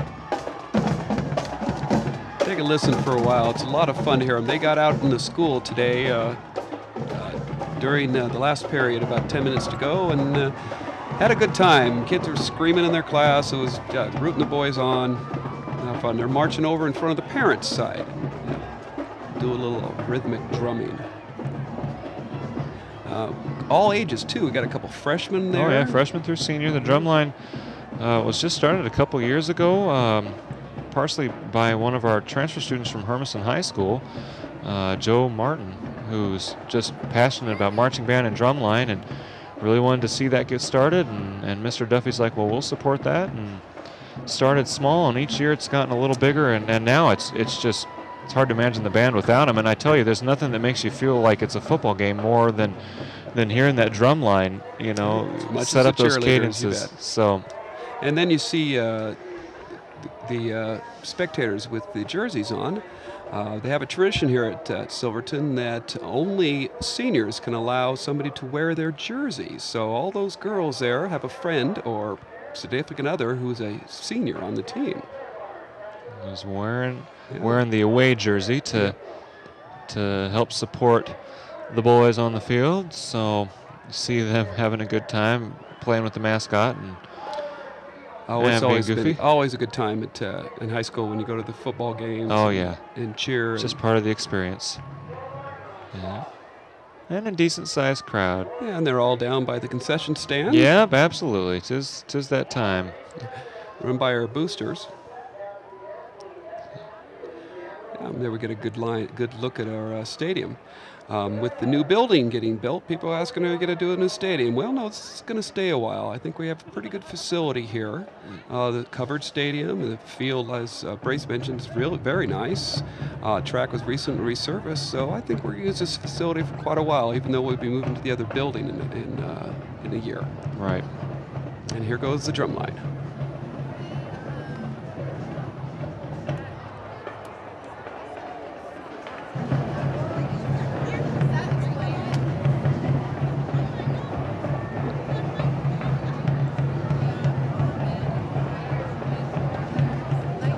There's Joe Martin right there playing the quads on the left side of your screen. The quads being the 4 drums all. But Summit, fairly new school. It's about 5 years old, maybe. Yeah, it's beautiful school. Yep. A lot of the students compared it to the West Salem campus. Similar age and feel to it. Yeah, Summit, one of 3 schools in Bend. They've got 3 big schools over there. Yeah, all of which are 5A. Here we go with the play. Porterfield again. Taking it backfield, handing off to Knighton. Doesn't look like he's going to get far at all. Nope. No, the only runs that have been successful have been when the quarterback's run it himself. Yes. It seems like anytime he hands off, it's just not going well. And on that last play, the long catch from Hardy, he was taken clear out and landed over there, clear over on the long jump runway, and I haven't seen him come back in yet. So I wonder if no, I haven't seen him. No, come there back he is. in. He's out on the right side. Okay, good. Yep, yeah, I hate to see him because he had to go out for a couple plays, maybe just a uniform adjustment. Give him a rest because I think he needs it. Yeah, playing both ways. He's been their entire offense and defense this quarter. The punter. Another quick throw. Oh, that could be problems. Oh, but I think a Summit player actually came down with that tip ball. Heads up play by the Summit player. And that's going to get them the first down, that heads-up play. Ball was a little high for the original reception and got tipped up in the air, and then it's free game, and both the Summit player and one of the Foxes went for it, and it looked like the Summit player brought it down, and they called it a reception. So 1st and 10 at the 15. So here we go. Again, the storm is threatening. Trips right for the Summit. And Porterfield's going to pass. Going to go to the weak side. Which And, is this looks like a touchdown. A good catch, number 11. That's Justin Huckins. He has been close all day. He's had some runs. He's had some ball thrown at him quite a few times. And here he pulls down in the clear back corner. Yep, good toss by the quarterback that time. Threw it in a place where really only his receiver could get it. Right. And his receiver is a tall kid. Did a good job kind of screening our cornerback out of position. Over 6 feet tall. Yeah, 6'1". And I think of the DBs, I think only Ricky's is 6 feet. I think or over 6 feet. I think the rest of them are shorter. Although Jared Hilton's back there, and he's 6'2". So we're going to kick it at PAT here, and got blocks. to it, and it's a block. A good hustle. I think that might have been, 61's taking credit for that. Eric Thompson. I don't know if Eric was the one that got it to it, but it was a heck of a play there. 61 would be Gabe Fenimore. So I guess Gabe, I can't read the. I'm on the wrong side. Yeah, Gabe is the kind of guy who would do that. Gabe is an excellent athlete. All right, so 13 Gabe's to 33. also on the tennis team, by the way. With 2:43 left in the third quarter. Well, it's down to 3 scores now. Yeah. And a good drive by the Summit that time, or at the Summit. The Storm. Well, the summit of their play was the touchdown. The Summit Storm. Yeah. Summit Storm, interesting name, isn't it? Yeah, well, Bend, of course, known for their thunderstorms and hail the size of small children, so doesn't seem like a bad name. I guess you got a good point there, because Lava Bears was already taken. That's right. Of course, Bend High School being the Lava Bears. And I don't know what the Mountain View mascot is. I think it's a Pioneer, actually, but I'm just guessing. I know their colors, red and black. All right, so we're going to set up for another. Something we was hoping we wouldn't see much this half, but it's changed a lot. So this is actually getting to be somewhat of a game. It's still 3 scores, but it's better than it looked in the first half. So there's a TJ giving a good kick, and I think that may be Sin. No, 83. On the reception there. 83, Josh Craig on the reception. Yeah, Josh has got some wheels. He and his brother Jake, both former hurdlers on the track team. Now they focus on just football. Pretty good run back. Looks like we're about the 31. Identical twins. Not many people can tell them apart. I can tell them apart only because their numbers are different. Like the other set of twins, Fenimores, they aren't identical, and they're a little easier to tell apart. Look, Ferguson under center, not in shotgun this time. Interesting and a pitch out to Nelson Sin. And he's got a little bit of running room, but goes away quick, doesn't it? Waited for a hole to develop, and unfortunately, one just never quite did. I think that maybe the Storm is figuring out this Nelson to the right, Nelson to the left. Right, yeah. Kind of offense here. Okay, it looks like the crowd is quiet now. Well, yeah, 2 touchdowns will do that. Back in the shotgun. Bremner and Sin in the backfield with him. And we're going to inside Sin. He's got little hole, but it closed in a hurry. Yep. So we're seeing a little bit of offense by the Foxes, more ball control with the run, not a lot of passes. Some time off the clock. And looks like, and a little bit better defense by the Storm. Although we did manage to pick up about 7 on that, I'd say. Excellent. It looks like about a 3rd and 1 from here, although it could be 3rd and 2. Here's another view of the cheerleaders, getting the crowd going. They need to work harder. The crowd's kind of dead right now. All right, good play. Good, another handoff. Oh, and he's getting he was cut through the middle. He had 2 or 3 hands on him, and he just brushed him off. That one hand around his shoe was the only thing that saved another touchdown run by Nelson Sin right there. Very good run. He busted through the good blocking by the up front boys. They opened a big hole. Well, not a big hole, but enough crease for Nelson to get through. And he doesn't need a big crease. He hits it hard and gets through there. Tony Dorsett style. Luke's under center. with Nelson behind him. And, of course, we're going right back to Nelson up the middle. Nelson, Loft tackle run, right. and he gets a few yards. Got a hole there. He made the best of it for one of the linebackers. Stepped up and closed the hole. Another run by Nelson. He ought to be at least in the double figures Yeah, with his runs. he's had about 20 carries my by goodness. my unofficial reckoning. Pick up about 1 or 2 on that one. It's a lot of work. It is. I think somebody's going to need a jacuzzi when he gets home tonight. Ferguson back in the gun.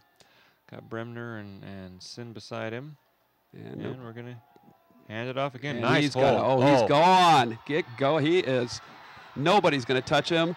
And, just at the minute, just at the last minute Nelson there. Sin scanned the field. Don't And see any just flags. Backup running back Campbell comes from nowhere, grabs him by the shoulders, and just can't pull him down in time. Nelson goes into the end zone for the 5th time. Yes, 5th touchdown of the game for Nelson Sin. Another long run for Nelson, except for, there is a little yellow on the field, and we're going to do this one again. Oh, killing me. Oh, man, that was an excellent run regardless. That's 2 long runs that he's had completely obliterated. Called back, and I didn't see the call, but they pointed toward the Foxes and said second down. Yep.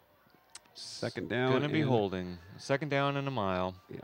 Boy, or something. That was a 15-yarder, That's a I believe. 15-yarder. So something, So either a personal illegal block foul, or a personal foul of some kind. Oh. So let's see if they go away from the Nelson game and give somebody else. Nelson's going to need a. Looks like they got Nelson out here in the middle. He's out here on the left. Lined up as a receiver. Between Taylor and the line.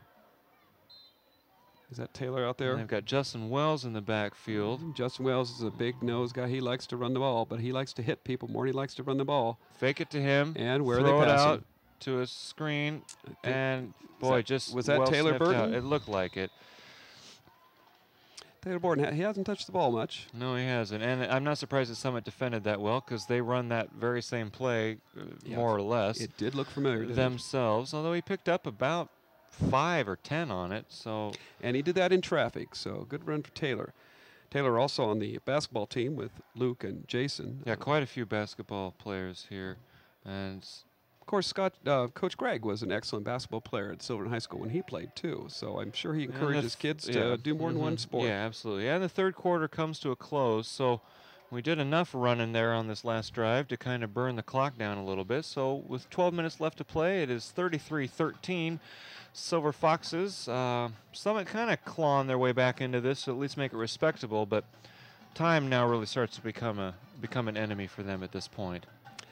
Yes, it does because, especially the way Nelson's running the ball. If Nelson can keep running the ball like that, that takes a lot of time off.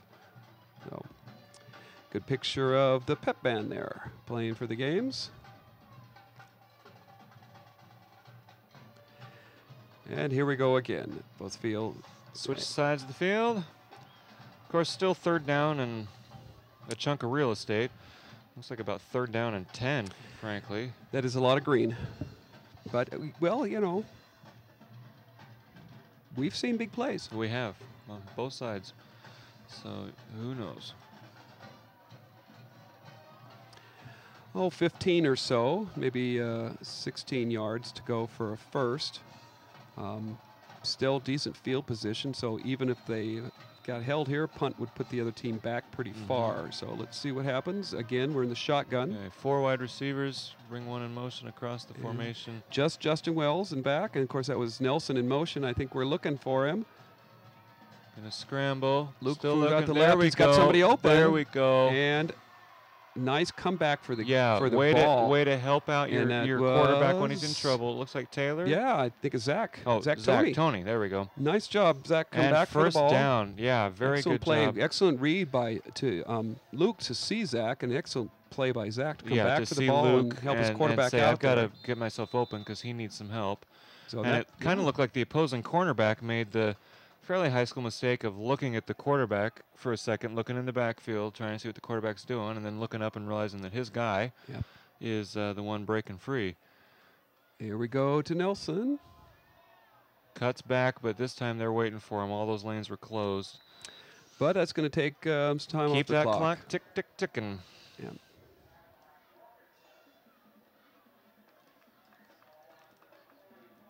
So we're going to see a second down. And, Oh, we got about 5. Didn't look that good from up here from our angle, but nice. Well, I think, again, I think the front line, I think the offensive line is moving. Yeah, I think they're moving Summit, so his runs, he's got some running room there. They have shown, at least so far, that they cannot consistently stop this running game. And there's Nelson again up the middle. As he had that little hole there. He danced through it. Oh, he keeps going, too. Yeah. And looks like they're ready to move the chains. Yeah.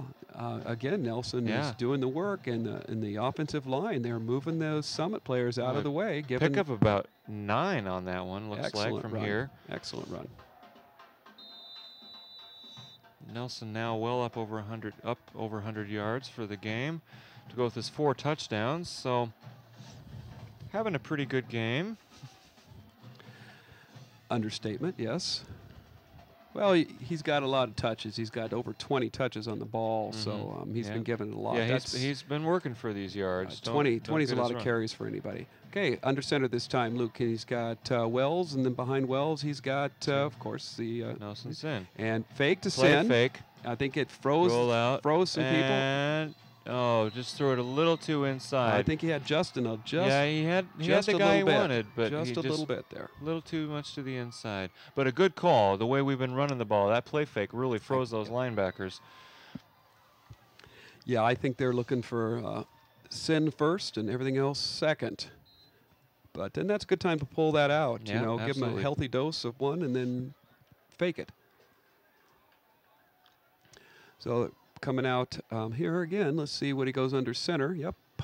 And again, he's got Wells and Sin behind. Luke's got Wells and Sin behind him. Second and 10. Handoff. Oh, and he tripped over one of his linemen, and he's angry because he knew that he had a good expanse of green right in front of him. He saw a lot of green in front of him, unfortunately went down. But you could see the hole that from here, too. Sometimes. Yeah, you can see. Good shot from the cameraman there. Excellent shot of that, seeing that hole. I wonder if that's what Nelson was seeing, too. Yeah, he was. Well, but he just got his ankle just brushed up against the leg of an offensive lineman and just took him down. So we'll credit one of our linemen with the tackle. Let's hope they don't hear that. Pick up a 4. It'll bring up 3rd and about 6. So back in the gun for Ferguson. Inside handoff to Sin. Another good hole. Bumped around a little bit. He stayed alive for quite a while. Yeah, he did. Hard to tell from this angle if he picked it up or not. The crowd's getting cheering, but that's because the football players are getting up and standing up there. Looks like he's going to be just short. Looks like it's about 4th and 2. Now would be a good time to go for it. This is another one of those spots where, as a high school team, you don't necessarily want to kick a field goal from here. But if you kick a punt, they're going to wind up with the ball where you are. Well, they're clear out in the hash mark on the right, too, and that's a really tough angle for a kicker. So they're going to go and go for it. They're on the 20-yard line. If they don't get it, essentially, it's the same thing as punting and getting a touchback. They give it to Nelson, who, frankly, is averaging more than 2 yards a carry, and definitely picked up the first down. And he did a little dancing in there. He did. Good cutback, little juke move. He got it bumped around, but held on to that ball. And the chain gang is moving. So gets us down and getting down into scoring position again. And the Foxes are threatening to score again, and it's good. Looks like we're at the 11-yard line. So good pickup by Nelson that time. We only needed 2, and it looks like he picked up quite a bit more than that. Yeah, I think he picked up about 6 on that. Okay, are we back in the shotgun? Yeah, looks like Luke is back in the shotgun again. Wells and although we run from the shotgun quite well. Although we're going to hang on to it, throw it at the outside. Caught and touchdown by Zach Toney. Good catch, good run underneath. Excellent catch by Zach. Very nice movement. Cut underneath the receiver or the defensive back. The defensive back was going the wrong way, and good run and shoot. Yeah. And Zach, somebody other than Nelson, scores a touchdown. Right. So excellent catch and sliding into the end zone. Zach Toney. Well-designed play. Gets a score, his first score of the game. So we'll set up for a point-after attempt, and these have been something of an adventure today. We've had 2 of them blocked. First one kind of the result of a bad snap. Second one, it looked like the line just collapsed. And we get that one up and in. And it almost looked like somebody got a finger on it, but it's good. So should make the score 40-13. And that's a good insurance score right there. Kind of take the momentum back to our side of the field. And I think and with 8:20 left, be curious to see what Summit tries to do here. Yeah, I wonder if they're going to come out throwing to Hardy. Like that's where they've been successful, is throwing to Hardy. This quarter, that's been their two big plays, one for a touchdown and one for about 30 yards. Let's see the adjustment that the defensive backs make for Silverton. Let's see if the Hilton and Jake Craig start moving over and helping a little bit. Right, which they did on that second one, because it would have been another touchdown if there wouldn't have been safety help there. So I think they it wouldn't hurt them to double team him. They haven't shown a lot of passes to everybody else. They've thrown to he scored a touchdown. Huckins scored the other touchdown. So they've got two threatens, but we'll see if the defense can step it up a bit. Okay, we go Levi with he's going to take an extra step here. Let's see what he does. Watch, he'll still stutter up to it. Yep, just a little and that's knuckleball. Not a great kick, but scooped up. We'll see what happens here. Of course, the up men love this because they don't, they don't get to do this very often. So it's their moment to shine. That's right. Give me the ball. So that's going to be a decent. Although that was their big beast, Matt Meager, I think, wound up with the. So he's not unused to rumbling and stumbling his way through. Yeah, he did have a couple good runs in the first half. All right, so gosh, pretty good field position, really. Yeah. Well, 10, 20, 30 inside the Porter's the 35. They're just inside, 36, 37. Porterfield, similar setup as to the Foxes. We've got the two in the backfield with him. And good fake. Excellent He's going to keep it. Excellent move, and that was what's his name? The Huggins, who scored the touchdown. Last touchdown for them. Yeah. And a nice move there. And it looks like Silverton went for the misdirection. Oh, yeah, they all froze. So if they keep this up, I think they've got Silverton on their heels just a bit.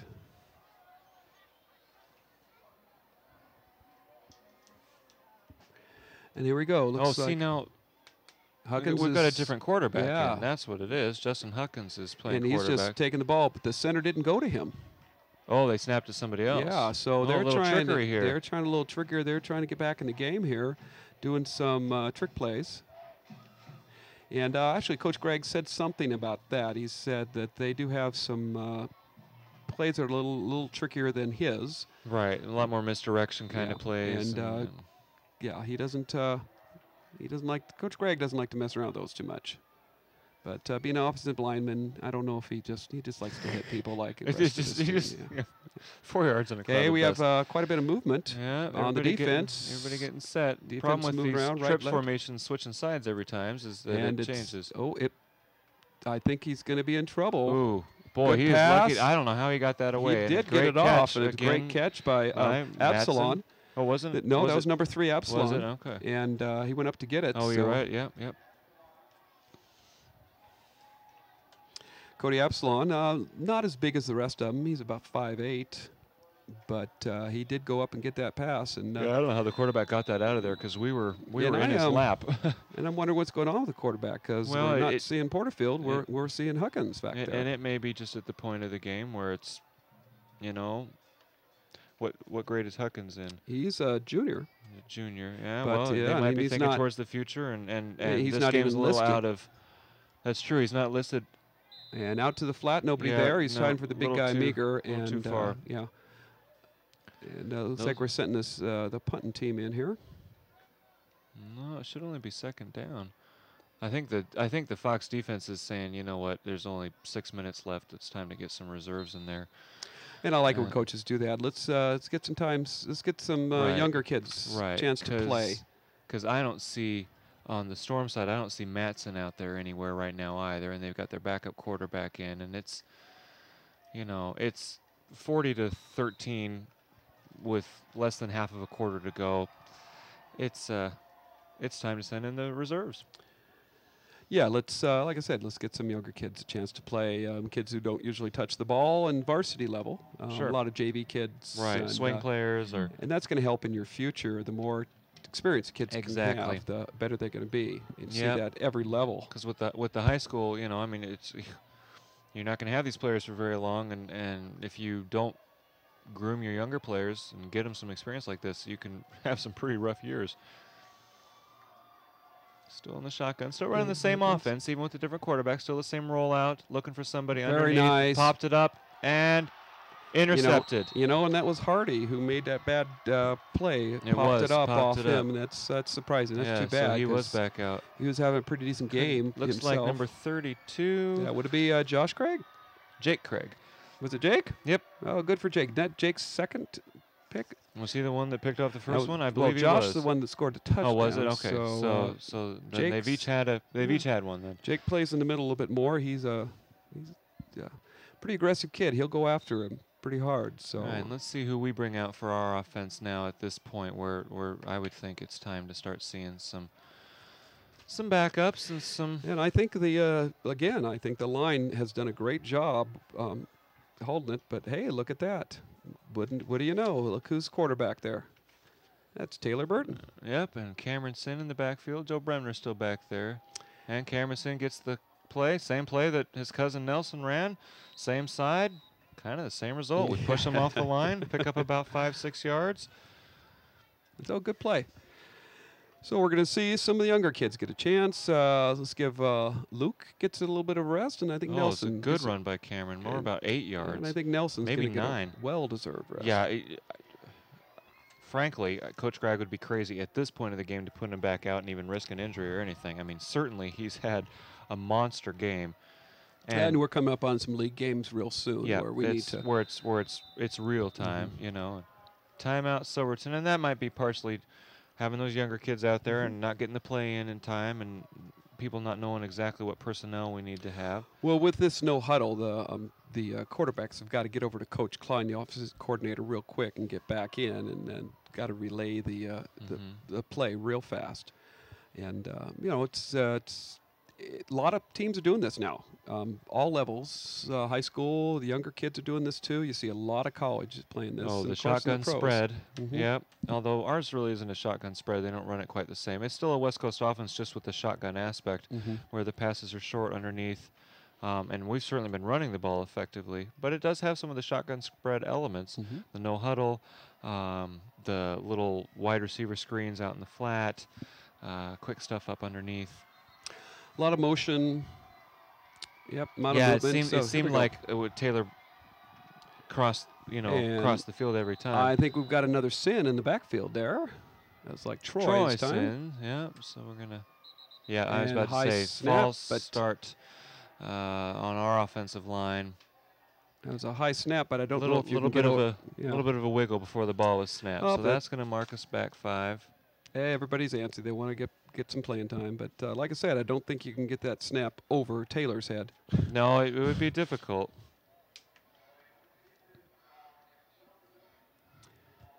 So we're seeing some of the other younger kids get out, and that's real nice. As far as the depth chart, as far as quarterback, Burton's listed as second on the depth squad. And as far as running backs, we've got Troy Sin is listed as the second running back, and Another high snap.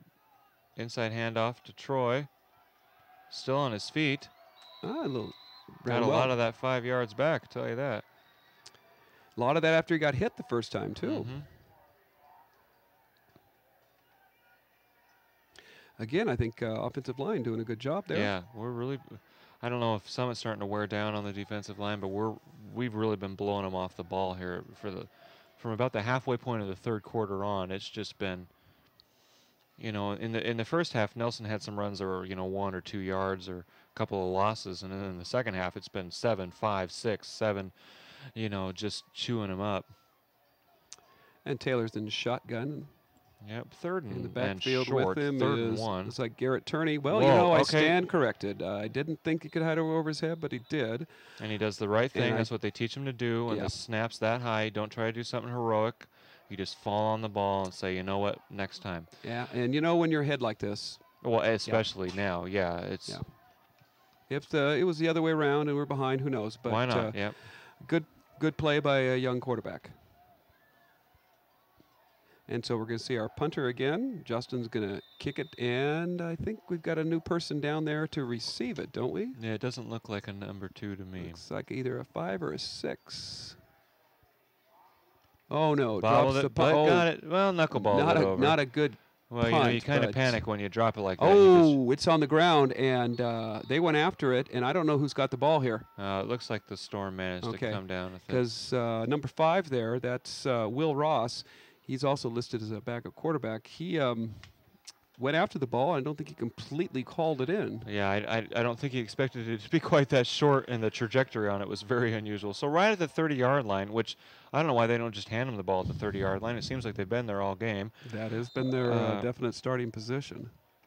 With the kickoffs from Levi and his punt here. A lot of turnovers, too. So, okay, we've got, again, a good spread here. We've got their second quarterback out there. That's Huckins again. And we're going to run to, strung him out and went down. Yeah, good play. Great play by the defense. Good pursuit. Going the wrong direction for the Storm. Yep, good pursuit. Defense knows what to do there.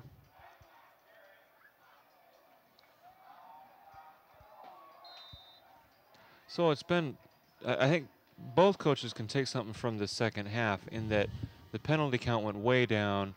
A lot of the kind of boneheaded stuff kind of cleaned up. Both teams wound up getting big plays. So, you know, stuff to talk about on offense that was successful, stuff to talk about on defense that wasn't successful. So although, you know, Summit's obviously at a point where they're not going to come back from this one, you know, you'd think that they could build from this. And certainly for Silverton, this is really the way you want to go into league, is by opening it at home and really handing it to somebody. Well, you know, stat-wise, we look pretty good with Sin's 4 touchdowns and scoring this points and that many yards. But I think the coaches are not going to be as happy as the stats because we were given some of those touchdowns. And did we have too many? We didn't have too many drives. No. That one that was 2 plays. Right. But so there's a lot to work. It.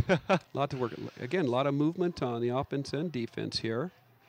Okay, quarterback getting the play. Oh, sending the guy. Okay, you're going to be on this side for this play. That's, there we go. That's what the quarterback does. Yep, and that's what he wanted him on that side because that's the way he's rolling, and he didn't want it. And quarterback goes down. Quarterback sack, number 40 for us. Gabe Kendall gets in there and brings the quarterback down. Looked like he had some help, but I couldn't catch the number fast enough. Kendall with a good one. I don't know Kendall, so I think he's a younger guy, sophomore maybe, but that was nice for him to get in some time. Yeah, and good play, knife in there, and bring down the quarterback and brings up a punting situation for the Storm. Of course, they're going to punt. And who's back there but number 1? Of course, that's Jared. And let's see if Jared can get a run back here. Yeah, make something happen. He's standing in a good position near midfield. And good kick. Monster high. And just moves away from it. Yeah, Jared lets it drop. Lets it drop, just gets everybody away from the ball and lets it roll. Good play that way with Jared. It's not going to cause a fumble or anything like that. What about our 30-yard line looks like? Let's just let the offense go in and do something. Yep. And right now the offense needs to go in and just grind the clock down and get everybody out of here so people that want to go to Oktoberfest can do so. And, of course, the students have their first dance of the year after this game. So. And there goes the band with the Silverton fight song. Yep, good time for the fight song. And I think that Mr. Duffy might be ready to head out, too. Yeah. So I think let's. Cameron Sin in the backfield this time. So kind of got our backfield of Sins. And Cameron with the handoff. Finds a nice little hole and works his way up there. Yeah, Cameron Sin is listed at the depth chart as their 3rd running back. Nelson, of course, being the 1st, then Troy, and then Cameron. They've also got a couple other running backs they could go to, but I think we're doing fine with the Sins. Pick up about 3 on that run for Cameron. Good, speedy athletes. They also, quite a few of them run on the track team as well. Yep. So, and we're not going to see Jordan Sin. He's injured. Oh, fumble on the snap, and then his own lineman fell on him because it was supposed to be a pullout. And when you're a lineman, you don't expect your quarterback to be right under your feet in that situation. So there's that exchange again between. And the clock is winding down. Here we are with one, and the game is over. 40-13, your final, as you can see there, and a dominating performance by the Foxes. But as we said, certainly some stuff that they can watch the film and say, you know what, guys, so we're heading into league, we're going to have to clean up some of this stuff. But still, Nelson Sin gets my vote for player of the game. Absolutely. At least on the Silverton side, I would say Nelson, absolute workhorse. Sure. And for the other side, it's got to be Mattson Hardy, because he was the only player whose name we both memorized. Impressive play by Mattson. Only, as far as I could see, only had that one pass that he tipped up as far as mistakes. And right. Of course, Nelson held on to that ball real well. Very sure-handed. So well, and keep in mind that Nelson had 2 monster runs called back. Yeah. I mean, he should have 200 yards, but he had 2 huge runs, called back due to penalties. But still, a positive game, a wonderful game, great night for football, and a great game for the Foxes.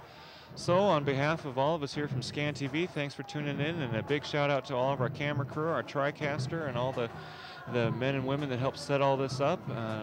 For Doug Osterhout, this is Brace Langwalter signing off, and thanks for tuning in. Good night. Good night.